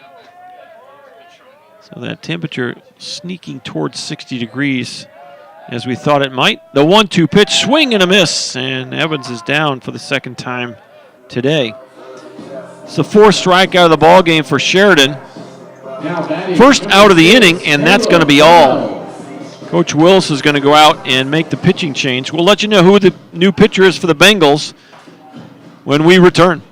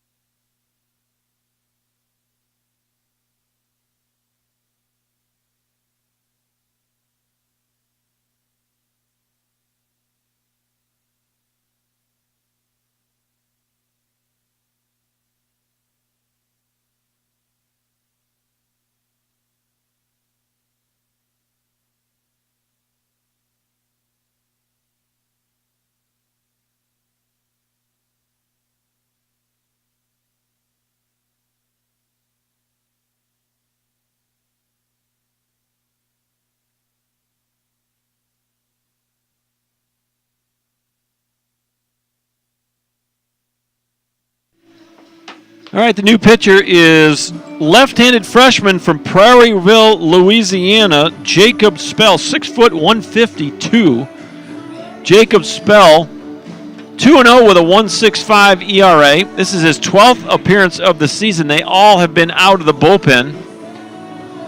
16 in a third innings pitched, 18 strikeouts, just 3 walks for the left-handed freshman from Prairieville, Louisiana, Jacob Spell. He takes over for Andrew Sheridan.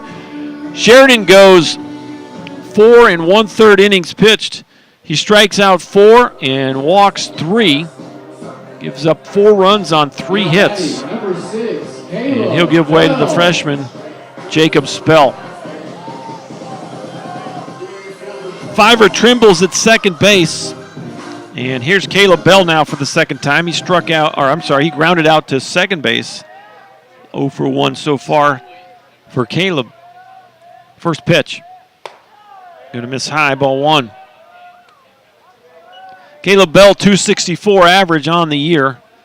A double, a triple, a homer, 7 RBI.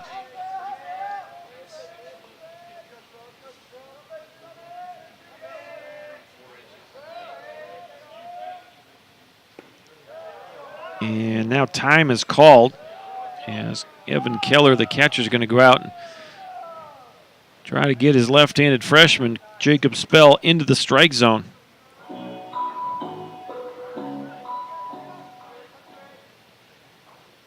8-4 is the score. LSU-Eunice 8 runs on 9 hits. The Apaches 4 runs on 3 hits. Spell comes set. And here's the 2-0. And that ball got out of the glove. And scampering over to third base is Fiver Trimble. That's a pass ball. Just popped out of his glove. Don't know if he got crossed up or not, but definitely catchable pitch. It's 3-0 on Bell. Ty Meisner waits on deck. Spell comes set, the pitch. It's in there for a strike. 3-1.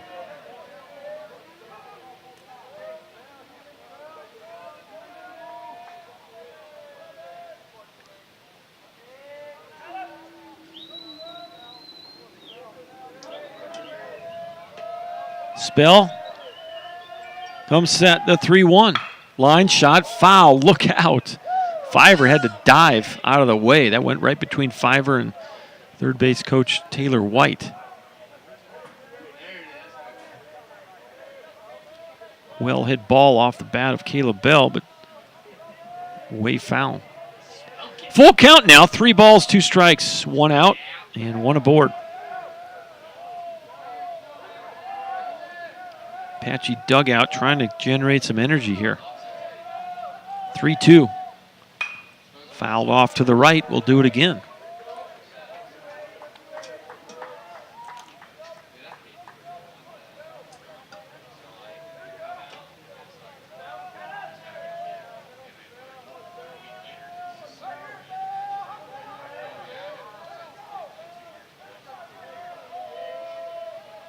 And the payoff pitch for the second time. Here it is. Swing and a miss. Got him. Maybe he chased a high one there.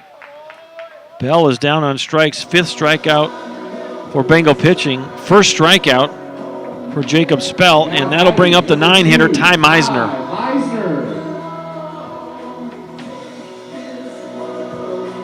Meisner struck out swinging in his first at bat.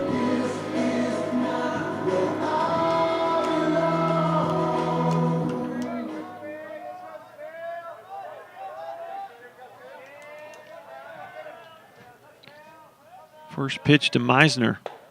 In there, strike 1.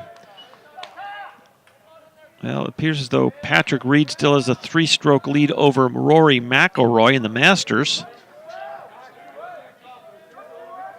as they are through 3 holes the last pairing. 0-1 pitch off the plate. And it's 1 ball, 1 strike. Fowler and Rahm in that second to last group are tied at 9 under. Jordan Spieth at 8 under. The pitch. In there for a strike. 1 ball, 2 strikes, 2 outs, and 1 aboard. The Apaches have come back and put 2 more on the board here in the bottom of the 4th. It's 8-4. This is a 7-inning ball game. 7-9 doubleheader day at Mike Carter. Here's the 1-2 pitch. And a good block by Evan Keller, the catcher. Saves a run. 2 balls, 2 strikes. Meisner at the plate. Leadoff hitter Braden Wise waits on deck. Spell with the 2-2. Little looping liner into center, base hit. Apaches with their 3rd run of the inning, and it's now 8-5. RBI single for Ty Meisner. Well, little by little, that's what you got to do. You still got 3 more cracks at it here, even after this inning. So you like the competitive nature that the Apaches have played with this weekend. They were down 9-3 in last night's game and came all the way back to make it a 9-8 game. And they had the tying run on base when the line drive to first was hit. So they are showing a lot of fight here as we roll it to the top of the lineup for the 3rd time. Braden Wise flew out to left field his last time up. He walked back in the 1st inning.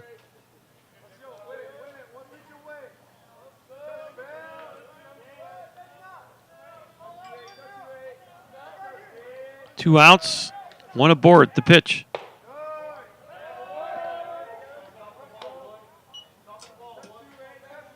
No balls, 1 strike on Braden Wise. And you might think about letting Meisner go here. Get your leadoff guy at the plate. The worst that can happen is you'll lead the next inning off with your leadoff guy.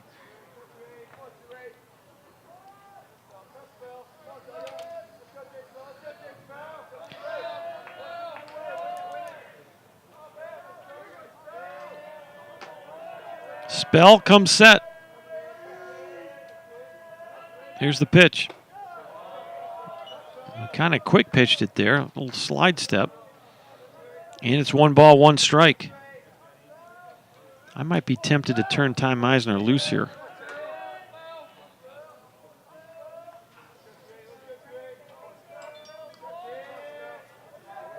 Meisner's 4 of 5 in stolen bases this year.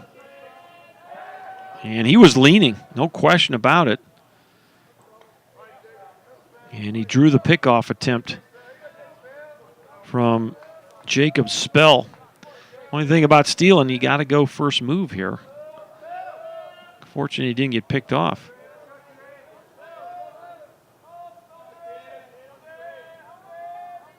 And there he goes, going first move. Throw to second, and there's the danger in stealing off a lefty. You take the risk, and you get bit, but it's probably a chance worth taking. You score 3 runs, and you cut that lead to 3. It's 8-5 as we head to the 5th.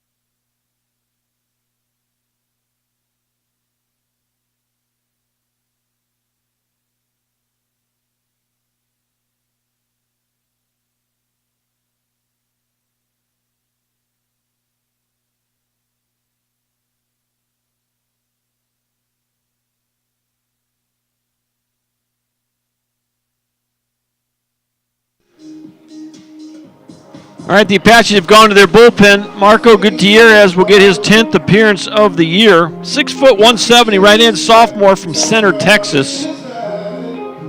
Marco's 0-1 with a 3.60 ERA.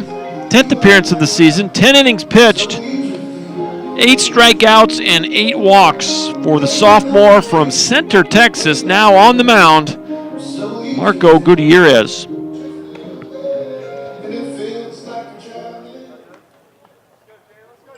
So Gutierrez takes over for Travis French.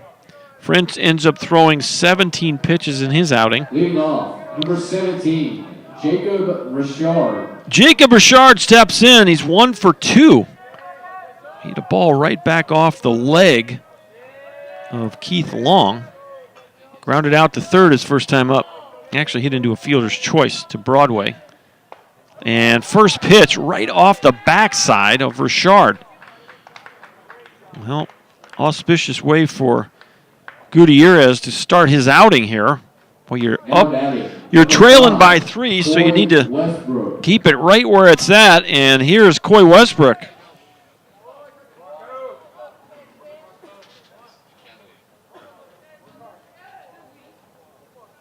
So you do have another right-hander tossing. Austin Kelly is starting to heat up in the Apache bullpen.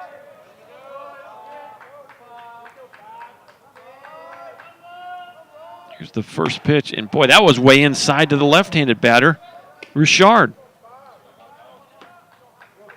Or Westbrook, excuse me. Westbrook has reached both times. He singled to left his first time up and scored, and he walked and scored in the fourth. Swing and a miss. Got up under his hands that time. 1 ball, 1 strike. Richard got hit by the first pitch of the inning. He's at first base. Got a pretty good lead over there. He already stole his 22nd base of the year earlier in this game.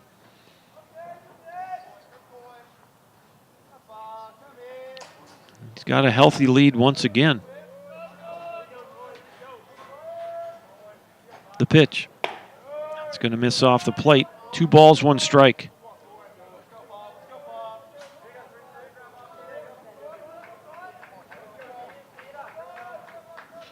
LSU-Eunice 8 runs on 9 hits. The Apaches 5 runs on 4 hits. Step and a dive. Richard back after the pickoff.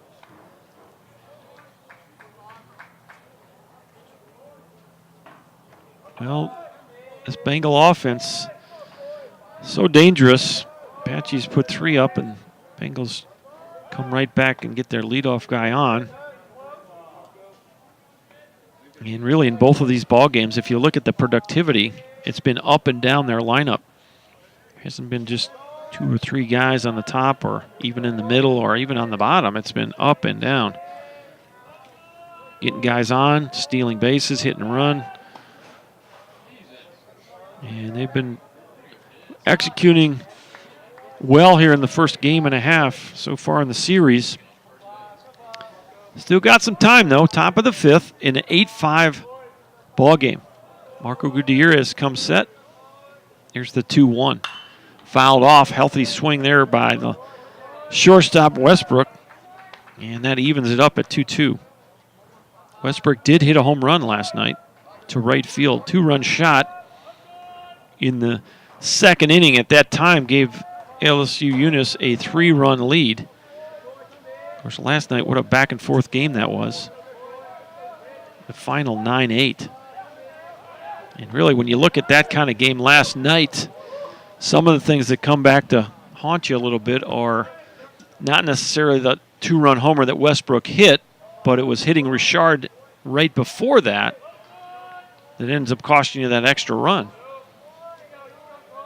Here's the 2-2 off the plate. And he's been calling the pitches off the plate here, really for both pitchers. Not that time, though. So it's a full count on Coy Westbrook. Trying to get on base for the 3rd time in as many at-bats here in Game 1 of the doubleheader. Marco rifles a pickoff over there.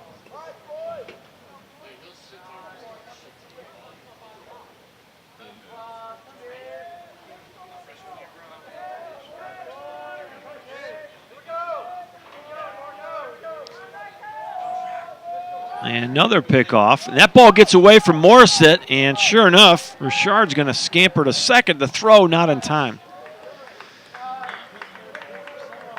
And that's got to be an error on Morissette, I think. I don't know how we're going to score that, but it's going to be an E something, and I would say E3. That's going to move Richard to second now with still no one out. So now you got to go out and make sure you're on the same page with the runner second on the signs. Watson out to talk to Gutierrez. A full count, and Coach White, I was going to say he's walking with purpose, and they're going to make a change right here with a full count. That'll be all for Marco. We'll let you know who the new pitcher is when we return.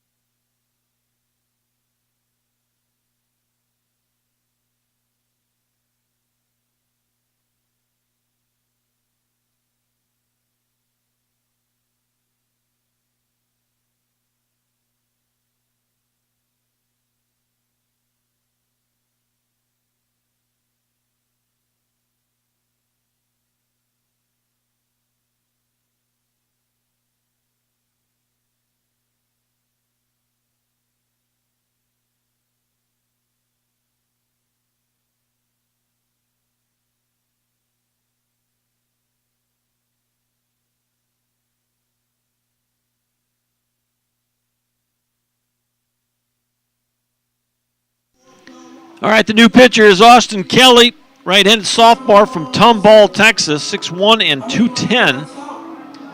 And for Austin Kelly, it's his 10th appearance of the season, 4-3 with a 4.65 ERA.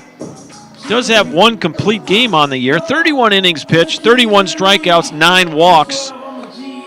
With a sophomore from Tomball, Texas, Austin Kelly, taking over for Marco Gutierrez. Gutierrez only threw to one batter officially as he hit Richard, and he's got a 3-2 count.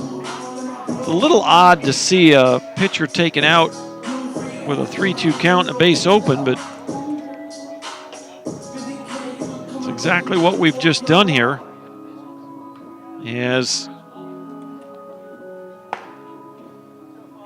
Westbrook will be at the plate with a 3-2 count, and Austin Kelly taking over on the mound.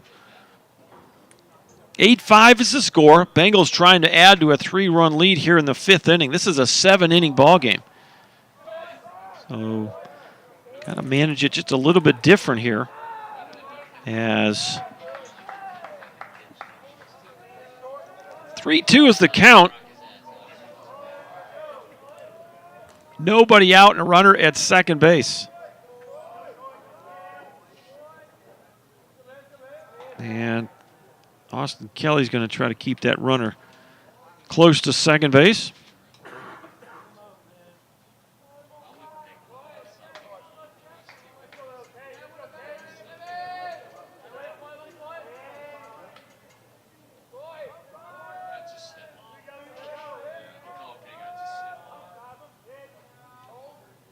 Here's the 3-2. Line drive, base hit into center field. Wise is going to come up with it. The runner will be held at third.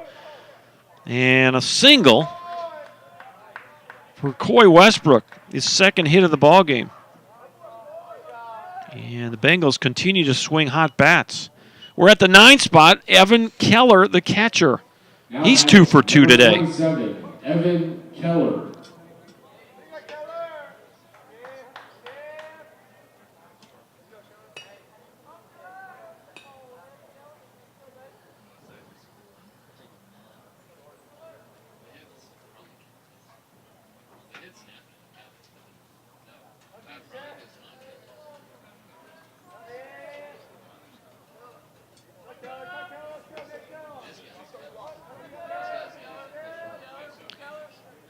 Runners on the corners. Austin Kelly comes set. Here's the pitch. It's in there for a strike. It's 0-1 to Evan Keller, the catcher. Looking for his third hit of the ball game. He singled to left in the third inning and singled to right with an RBI in the fourth. 8-5 the score. Pick off and Westbrook back. Got good speed on the bases, so you got some things you can do here. Coach Paz over there at third base, directing traffic for the Bengals.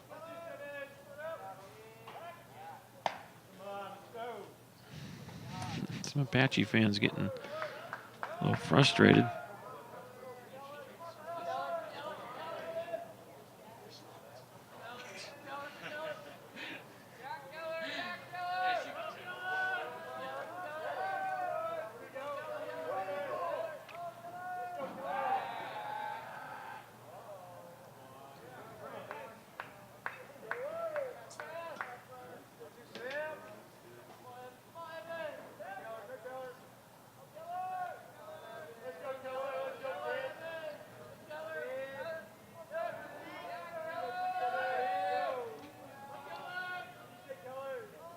Here's the 0-1.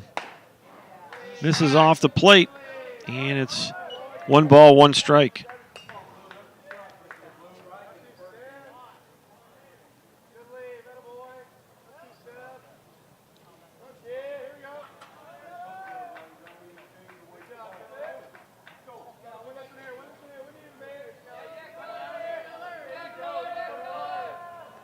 Next pitch is off the plate, and it's 2-1.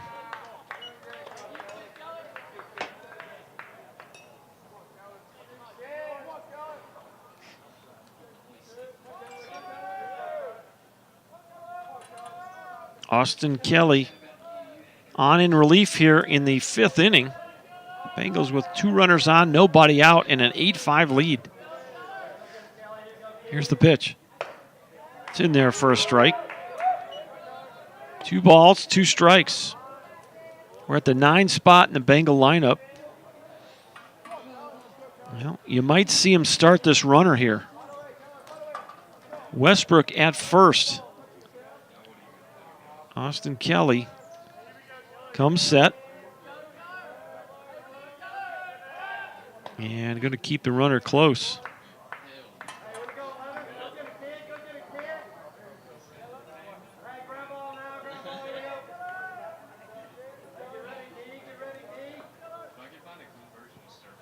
Austin Kelly trying to keep this thing right where it's at. 2 balls, 2 strikes. The pitch, swung and a miss, struck him out. So a big strikeout there for Austin Kelly, his first of the ball game. And just the third of the game for Apache pitchers. So there's 1 out, and back to the top of the Bengal lineup we go. Johnny Johnson. He had an RBI single his last time up. He's 1 for 3 today. Well, you might have some action here on the bases. Westbrook over at first. He's got an extended lead now. Not going. First pitch is in there, strike 1.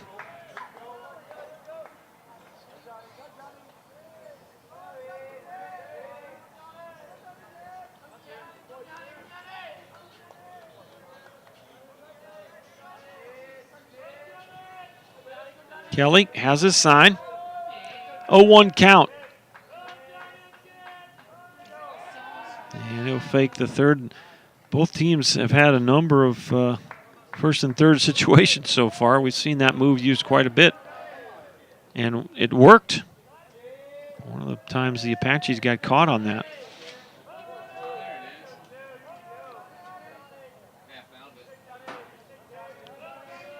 Another big lead at first base by Westbrook. And finally, they had the freeze on the mound, trying to see if anyone would tip their hand. Finally, Johnny Johnson asked for time at home plate.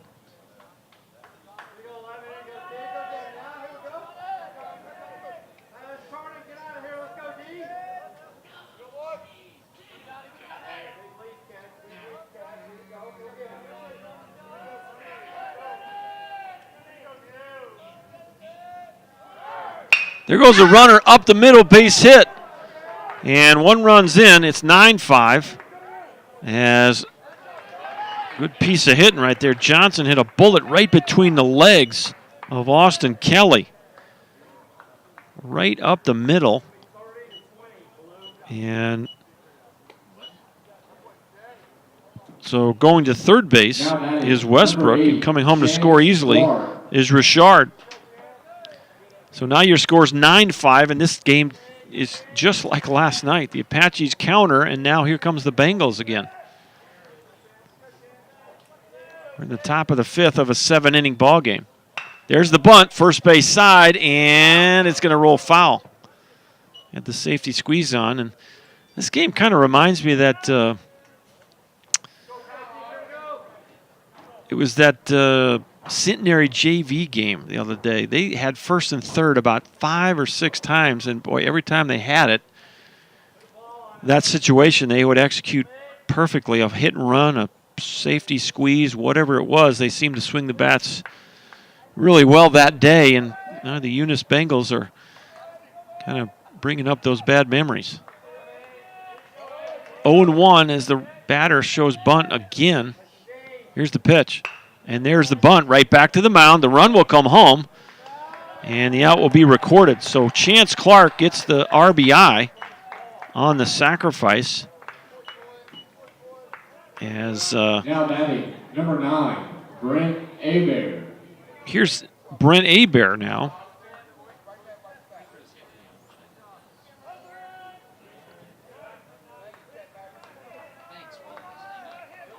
I'm trying to figure out who just scored. I don't know. I must have messed my score sheet up. I'll have to get this between innings here. 2 outs now with the runner at second. 5 runners second should be Johnson. Is that right? It is. So that's right. I still don't know. Well, they only have 2 runs. Okay, so that was Westbrook that just scored. All right, so I'm on track here. It's 10-5 now on the scoreboard. The Bengals have countered with 2 more runs. Breaking pitch, outside corner, strike 1. This is Brent Abear for the 4th time. He had a 2 RBI double back in the 3rd inning. He's got a strikeout and a ground out to go with that. Johnson with good speed at second. 2 outs. Austin Kelly on the mound for the Apaches. Here's the 0-1. Big hack right there by Abear, and it fouls straight back. No balls, 2 strikes.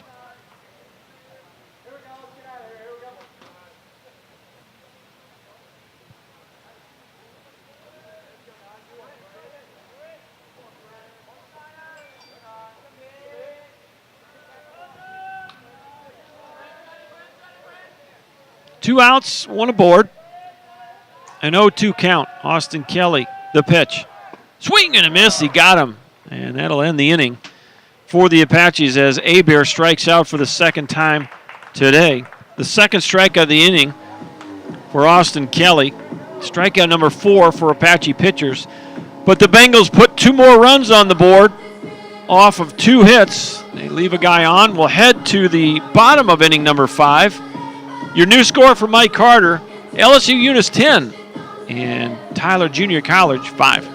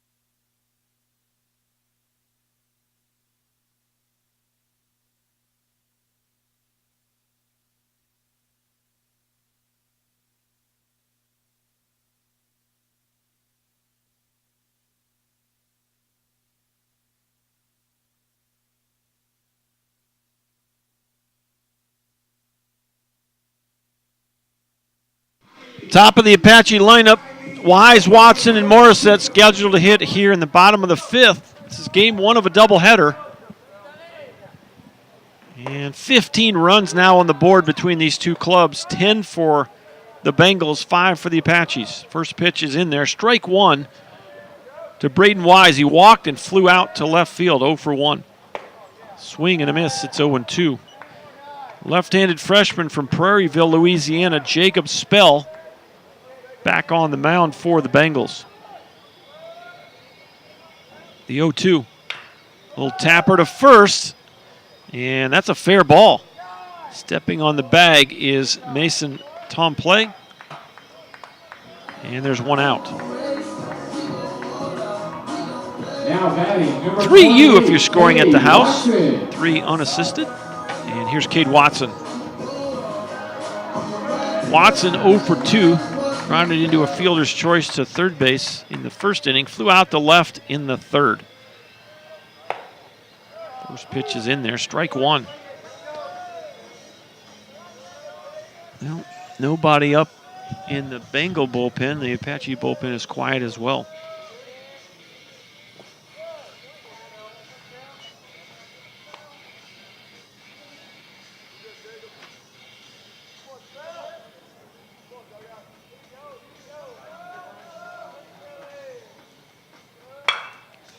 Little looping liner to short, and Westbrook makes the catch. Kind of had to go to his knees there. And there's 2 outs. Now batting, number 19, Mike Morissette. Here's Mike Morissette now for the 3rd time. Morissette infield single his first time, flew out to center field in the 3rd inning. 2 outs, nobody aboard. First pitch in there, strike 1. Well, LSU-Eunice will return to action on Wednesday against LSU Alexandria. And if I remember correctly, Apaches will also be back in action. Line drive to third and knocked down by McHugh, but could not hold on to it. Boy, what a great play that would have been. McHugh knocked it down. He dove way to his right, and I don't know if he's injured. His glove came off his left arm, and Coach Paz is going to go out there and he landed right on that left arm. Now that's a base hit right there. Line shot off the bat of Morissette, and McHugh quickly reacted to his right side, reaching across and landed on that left arm. And he's kind of holding it gingerly at the moment. He's going to stay in the ball game. Here's Taylor Broadway now. See if the Apaches can get something going here with 2 outs. Broadway has walked twice, does not have an official at bat in this game.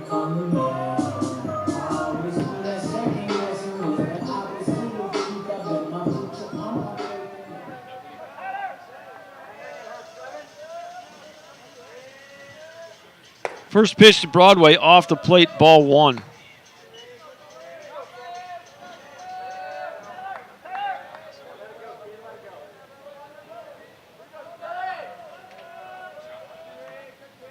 The 1-0. That's in there for a strike.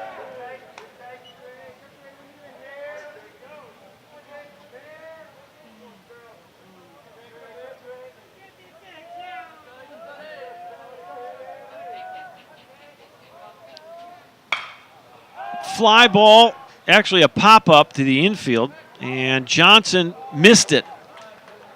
Boy, that's an error. I'm sorry.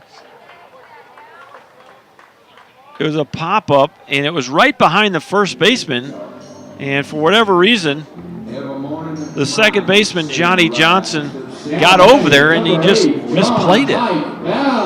So Broadway's aboard. Morissette heads to third base, and with 2 outs, here's Big John. You see if you can come back here with 2 outs. Big John did have a home run last night. Boy, if he caught one here, creep right back into this thing. You're down 5 now in the bottom of the 5th of a 7-inning ball game. Left on left. Spell against left-hand batting DH John Mike Bounds. Bounds RBI double as last time up. He had a double, a triple, and a homer in last night's game. 2-0 pitch in there for a strike. It's 2-1.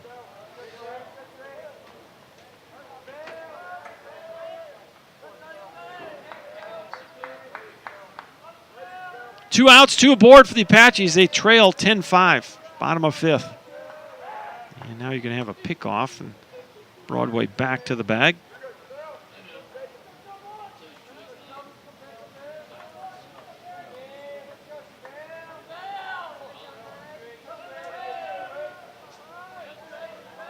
Jacob Spell comes set. 2-1 pitch. Well hit, right field corner. Just foul. Boy, that ball just curved. Thought it was going to dump in there and just had enough curve on it to take it foul by just a few inches.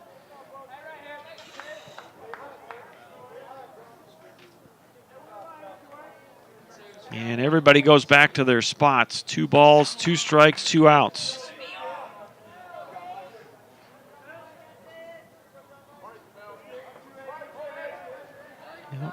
This game is resembling last night's more and more. Here's the 2-2. That ball's fly ball to right. This one's in play. Hebert's got room, makes the catch. So that'll be the final out. The Apaches, after getting 2 runners on with 2 outs, cannot put any more on the board. We'll head to the 6th inning. The score remains 10-5 Bengals.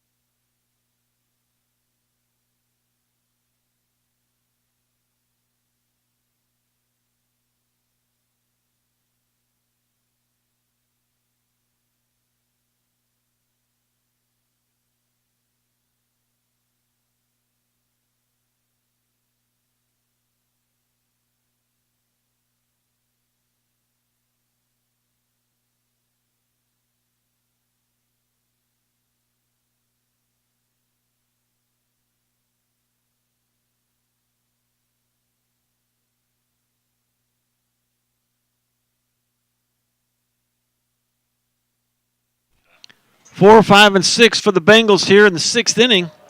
We have a 5-run advantage. It's Mason Tomplay for the 4th time. 2 for 2 today, 3 RBIs, a double and a single for Tomplay. First pitch was in there, and it's 0-1. Austin Kelly back on the mound. Ground ball to second. Meisner playing deep. Takes it on the big hop, and there's 1 out. 4-3 if you're scoring at the house. Here's Micah McHugh now for the 4th time. McHugh is 0 for 2. He got hit by pitches last time up. 10, 11, and 2 for the visiting Bengals. 5, 5, and 1 for the home-standing Apaches.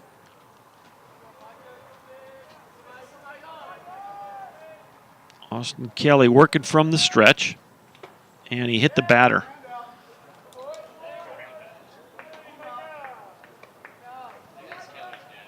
So that's the second hit batter. Actually, this is the first one for Austin Kelly. Marco Gutierrez hit a batter last inning. And I'll tell you, in last night's game, the hit batter was a little bit of a bugaboo. 2 of those runs of the 9 were led on base by hit batter. So got to make them earn it. Can't give these quality teams that slug it around a little bit free base runners.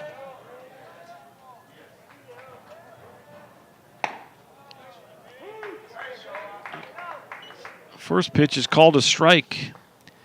Cameron Horton 0 for 3 in the ball game. He's the DH, and he's batting in the 6th position for Coach Jeff Willis in his 16th season for the Bengals. Won 5 national titles in his time at LSU-Eunice, and last one they won was in 2015. He won it in 2006, 2008, 2010, 2012, and 2015. And they have been to the World Series a number of times that they have not won it. So Coach Willis done a really outstanding job of kind of creating a little Division II empire down in Eunice, Louisiana. 0-1 pitch coming up. The pitch outside, 1 ball, 1 strike. 1 out, 1 aboard. Tomplay grounded out, and McHugh got hit by a pitch. And now it's Cameron Horton.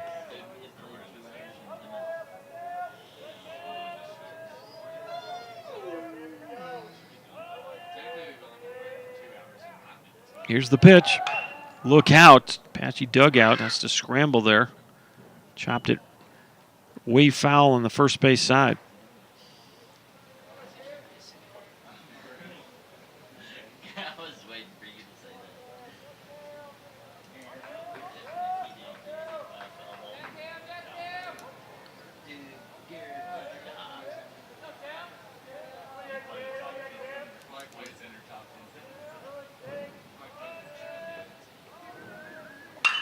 Fly ball left field. Fiver drifting over makes the catch. And there's 2 outs. So Horton now 0 for 4 on the day. Here comes Jacob Richard. Richard is 1 for 2. Base hit up the middle. Fielder's choice. And a hit by pitch. He has scored a run today.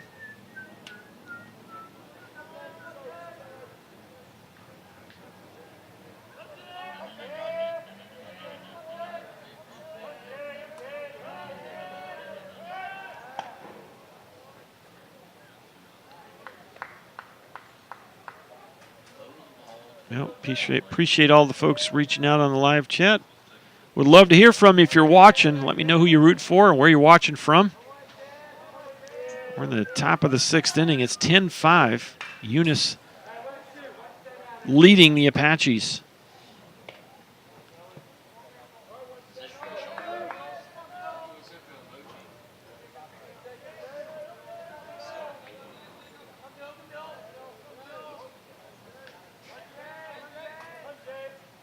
No balls, 1 strike, 2 outs. McHugh at first base. And he evidently has recovered from that play he made in the field. He's holding that left arm for quite a while.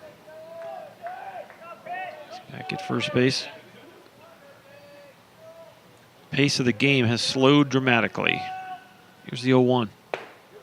In there for a strike. It's 1 ball, or 0-2 now, excuse me.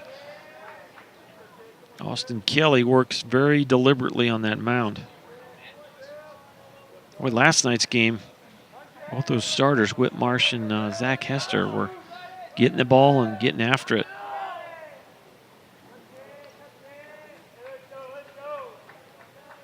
Kelly comes set. Here's the 0-2. Took something off and got him to swing through it. And that'll end the inning. Strikeout for Austin Kelly, and that'll be, let's see, for Austin, his 3rd strikeout. And for the Apache pitchers, their 5th of the day. All right, we'll head to the bottom of inning number 6. You got to do some work here if you're an Apache fan. You're down 10-5. Back in just a minute on ApacheAthletics.com.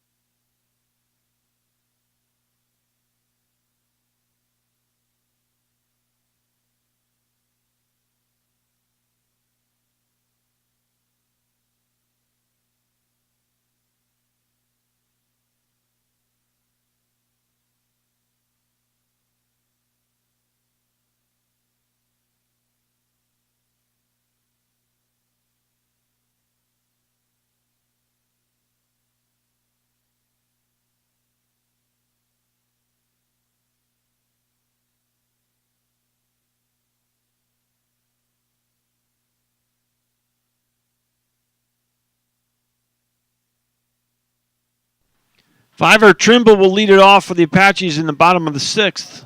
Fiver's 2 for 2, having a nice ball game. He's got 3 RBIs.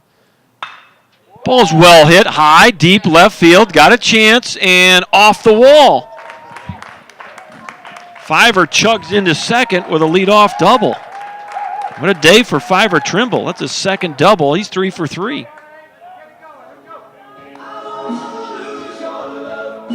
That'll bring up Chase Evans. Chase Evans 0 for 2, a couple of strikeouts in his return to the lineup after that hand injury. And he's looking for his first base hit since returning. We're at the 7th spot in the Apache lineup, and they have some work to do. They're down 5 here in the bottom of the 6th of a 7-inning game 1 of this doubleheader day at Mike Carter. Pops it up, straight up the chute. First baseman's going to call everyone off. He'll make the catch for the first out of the inning. That was Mason Tomplay making that catch. And there's 1 out. That'll bring up Caleb Bell. Now batting number 6, Caleb Bell. Jacob Spell, the freshman from Prairieville, Louisiana, came on with 1 out in the 4th inning. And he's still on the mound for the Bengals. They do have a right-hander down in that bullpen.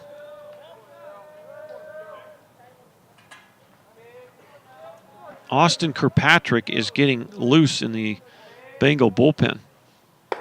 Not sure if that's some side work or whether he might be coming in toward the end of the game, but he's down there tossing. Listed as a sophomore from Breaux Bridge, Louisiana. 1 ball, no strikes to Caleb Bell.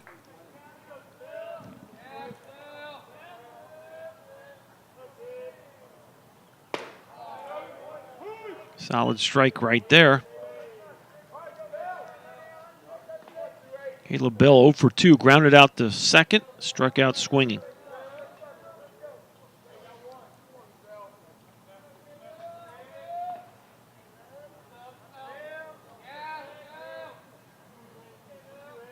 Here's the 1-1. Catches the outside corner. It's 1-2. I did not realize that the LSU-Eunice softball program also has 5 national championships.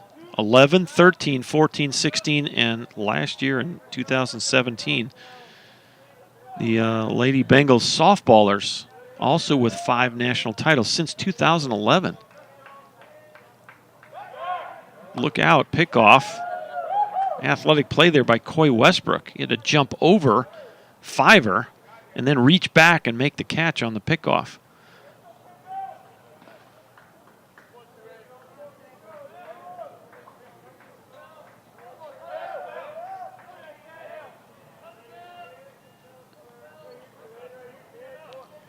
One-two pitch to Bell. Ooh, just misses high.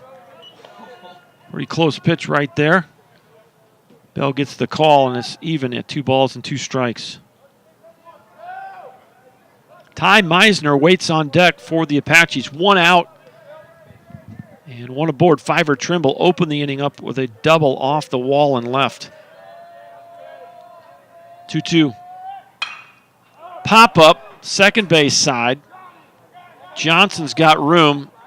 Makes the catch. Boy, everything's an adventure. At the right side of that infield, he's shaking his head right now. I don't know if you got some guys playing out of position, but both of those guys on the right side of the infield just don't look real comfortable in those pop-ups. 2 outs, and here's Ty Meisner now. RBI single his last time up. He's 1 for 2, struck out back in the second inning. Jacob Spell trying to work the Bengals through the 6th inning here. After the leadoff double, he's gotten a couple of infield pop-ups.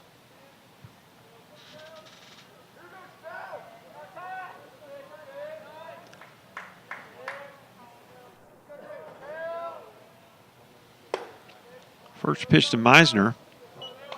Misses outside, ball 1.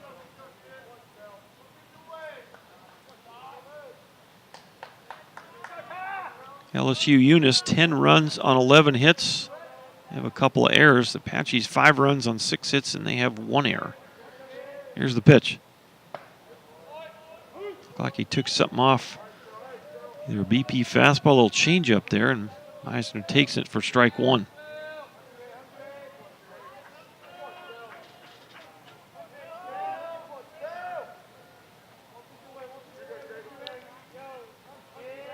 Here's the 1-1 from Spell, and actually he's going to spin and keep Fiver close to second base here.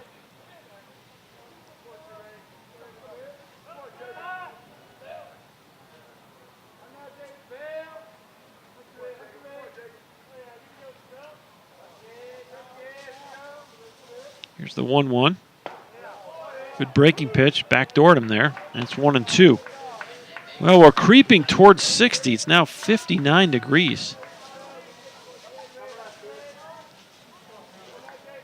And the wind has actually shifted to the south-southeast now. It was east-southeast earlier. The 1-2 pitch. And it's heard the umpire in the field call it a balk. So we have seen Jacob Spell come set very quickly there, and finally one of the umpires decided that was too quick and he called a balk. So Fiver will go over to third base on the balk. And Meisner now with a runner 90 feet away in a 1-2 count.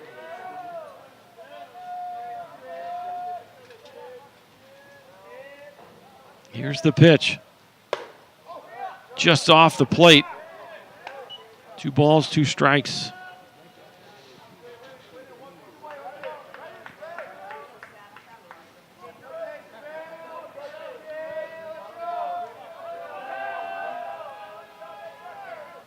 Spell takes a breath, the 2-2 pitch, and Meisner fouls it off. And we'll do it again.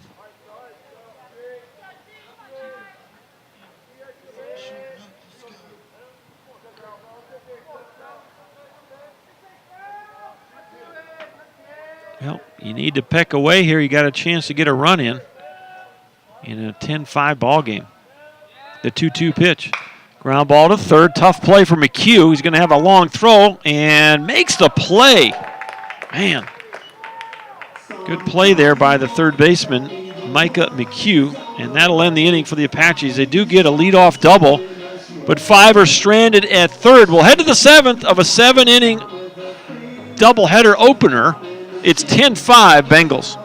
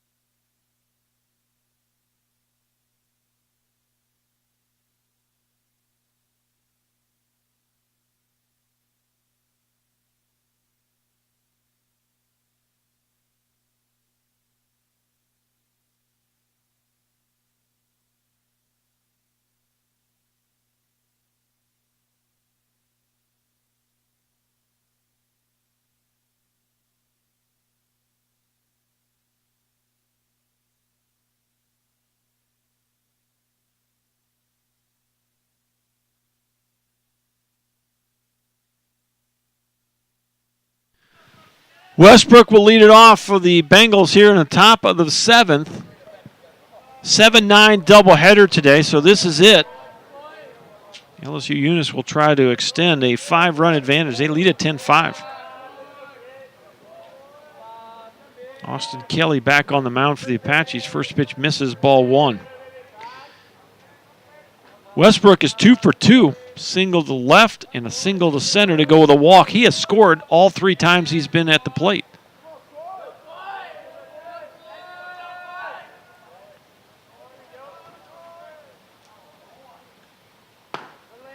Fastball away. 2 balls, no strikes. Nobody in the bullpen for the Apaches at the moment.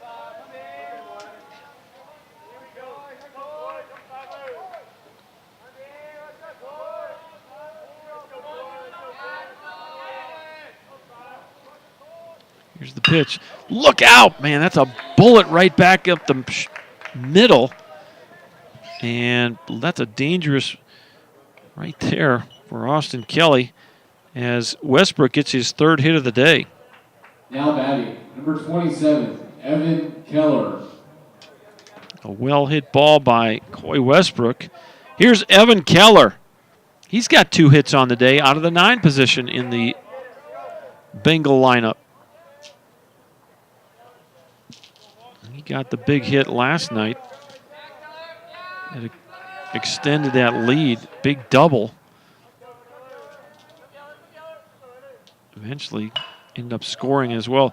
A bunt, third base line, and that's going to stay fair. Perfect bunt right there by Evan Keller. And here come the Bengals again. Now batting, number 2. The bunt was laid down Johnson. kind of in drag bunt fashion. Wasn't a true sacrifice as you sometimes think of it. And where it ended up, Broadway could do nothing but hope it went foul, and it didn't. So you got Westbrook at second, Keller at first. Now you might see Johnson lay down a bunt here, but we'll see what Coach Willis wants to do. He's going to show bunt. And here's the pitch. There's the bunt to the third base side. Broadway going to have to make a tough play on the run. Does it. Nicely done by Taylor Broadway. It's not an easy play. And the sacrifice moves both runners along. 2nd and 3rd now, 1 out for Chance Clark. Chance Clark is 1 for 3. He laid down a bunt his last time up. He push bunted a run across the plate. He's got an RBI and a double. 2 RBIs on the day. Here's the pitch. Foul ball off to the right side. It's headed over toward the football stadium off to the left of this ballpark. Mike Carter Field holds about 4,000 people. Big bleachers on both sides of the outfield. And the main grandstands here behind home plate and down first and third base lines behind the dugout. No balls, 1 strike with 1 out. The pitch. Good block by Cade Watson. And it's a 1 ball, 1 strike count.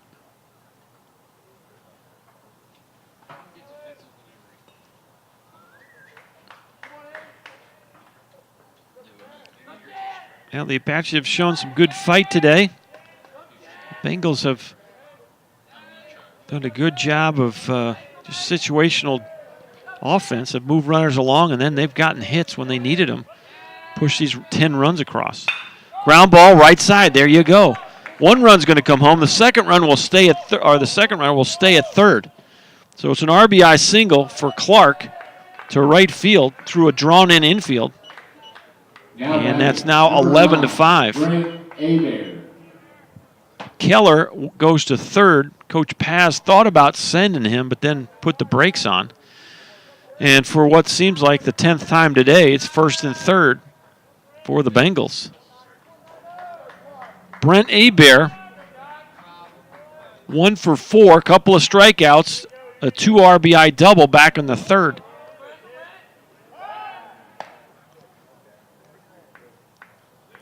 And I can tell you from coaching in these kind of games, it just wears you out when you look up and it's first and third again. What wears you out isn't the situation. It's the fact that this team will put something on here. They're going to show bunt again. And they could go. The last time they did this, they showed bunt, and then they slashed it and got a base hit down the third base line. They've also shown safety squeeze in this situation. There's a lot of things you can do here with a first and third scenario and only 1 out. They're going to show bunt. There's the bunt, and it's going to trickle foul. As everybody goes back to their spots. So, I mean, how many different things can you do here? A bunch. And speaks a little bit to the preparation. They're thinking through and actually executing situations. And you put pressure on the pitcher, you put pressure on the defense. 11-5 is the score. Austin Kelly would love a double play ball right here.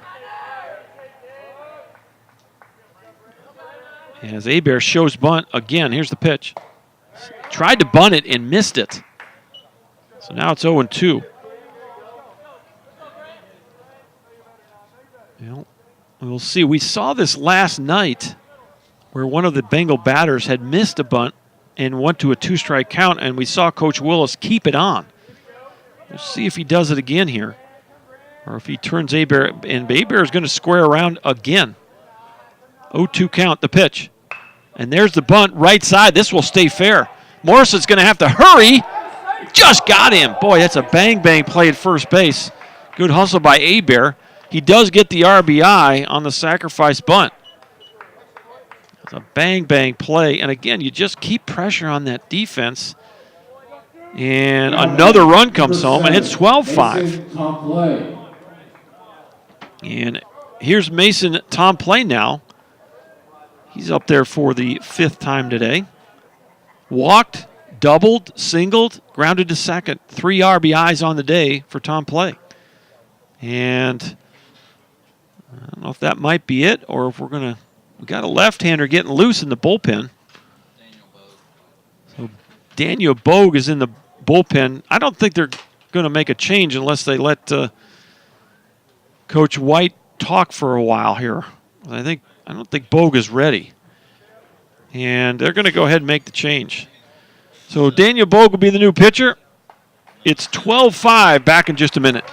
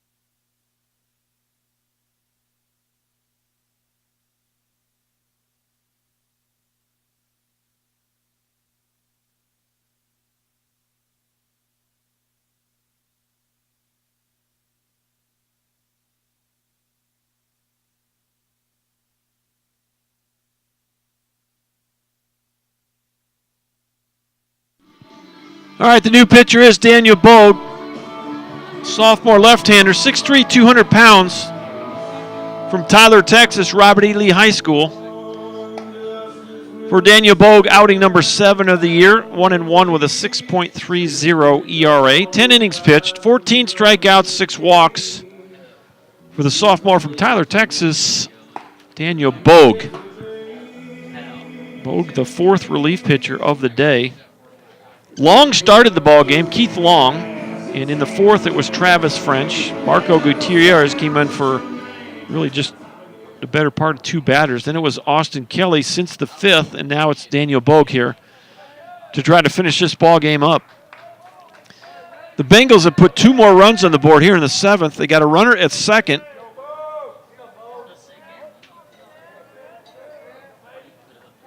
With 2 outs. And left-handed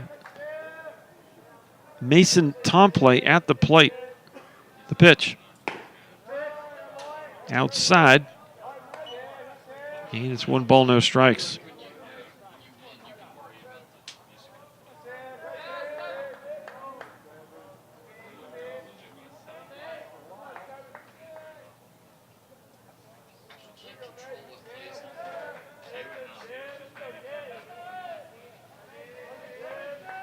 The 1-0 pitch. Outside corner, 1-1. 2 outs and 1 aboard. Bengals have scored in bunches today. 3 in the 3rd, 5 in the 4th, 2 in the 5th, and now 2 more here in the 7th. It's 12-5. And boy, you can just see. And Coach Willis talked on the pregame interview yesterday. They didn't play well early, but they were still winning. And boy, it seems like their confidence level is very high this weekend. Good block there by the catcher, Cade Watson. And it's a 2-1 count on Mason Tomplay.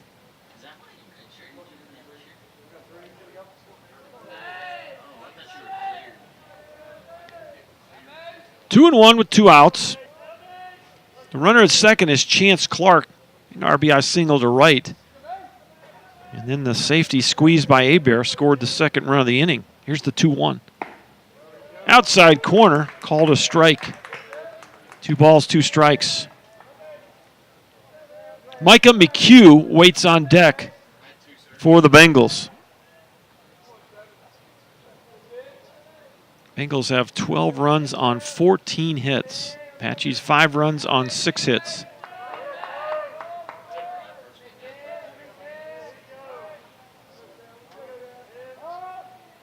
Now time is called, and Tomplay will stamp out.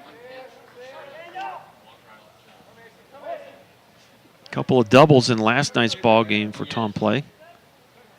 A couple RBIs as well.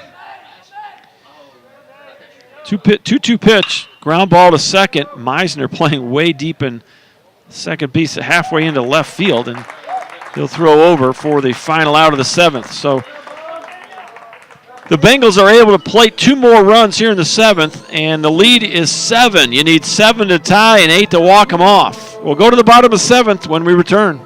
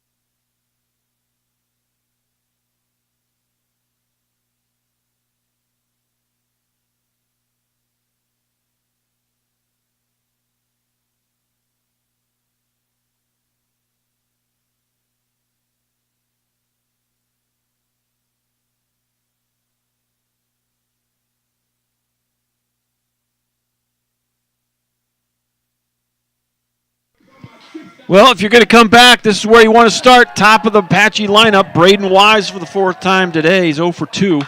First pitch swing, and he fouls it off to the left side. Oh, man. I saw it bounce up, so it didn't hit the Avalon. That hit right next to where I'm parked. No balls, 1 strike on Braden Wise, the pitch. Fouls that one off, and it's quickly 0-2 on the Apache leadoff hitter. Jacob Spell came on in the 4th inning with 1 out. He's still on the mound for the Bengals. Only used 2 pitchers in this ballgame.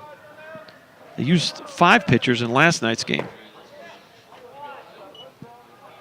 Apaches used just 2 pitchers in last night's game, and the Apaches have used 5 in this ballgame. 1 ball, 2 strikes, nobody on and nobody out. Bottom of 7, swing and a miss. Ball gets away from the catcher. He'll fire it down, and boy, a pick at first by Tomplay. Otherwise, Wise is aboard. It's a strikeout. And that's the 6th strikeout of the game. 2nd strikeout for Spell, and there's 1 out here in the 7th. Here's Cade Watson. Watson 0 for 3. Little bloop liner to the shortstop his last time up. Flew out to left, and a ground ball to third base. Here's the 1-0. In there for a strike, 1 ball and 1 strike.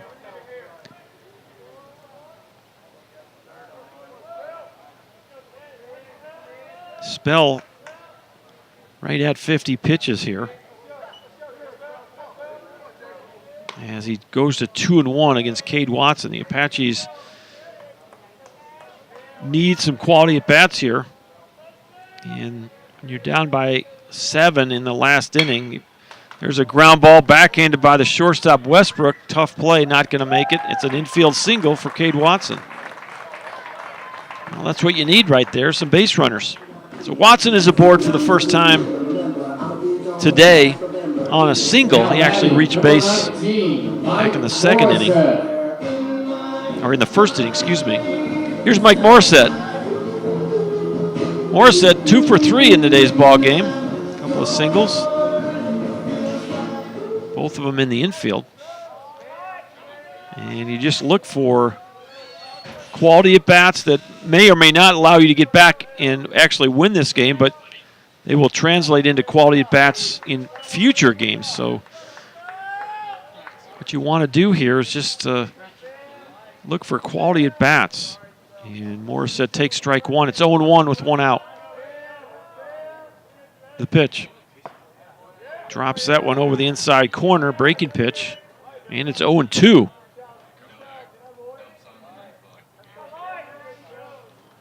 One out, 1 aboard, 12-5. LSU-Eunice leads this ball game. Jacob Spell, the 0-2 pitch. Grounder, this could do it. You step on second, you throw to first, and there's your ball game. 6U3 is an unassisted double play there, as nicely done by Coy Westbrook. And Mike Morissette hit a chopper that they were playing perfectly. Westbrook just stepped on second and fired it over to Tomplay for the game-ending double play. And your final score, your line score, the Bengals from LSU-Eunice, 12 runs on 14 hits. They commit 2 errors. The Apaches, 5 runs on 7 hits. They do commit 1 error. Your winning pitcher is going to be Andrew Sheridan. He goes to 9-0. The loser will be Keith Long. He drops to 3-3. The Apaches' overall record will drop to 19-20. The Bengals' record will go to 33-4. So we'll take about a 30-minute break, as this one ends at about 3:42. 2-hour and 42-minute ball game. And we'll be back on the air in about 30 minutes, so somewhere about 4:15 or so. We'll probably get this one going. I'll sign this particular broadcast off, and we'll open up a new one. Appreciate the feedback on the live chat. The Apaches dropped the opener of a doubleheader, 12-5, and we'll be back on the air in about 30 minutes. Until then, so long, everybody.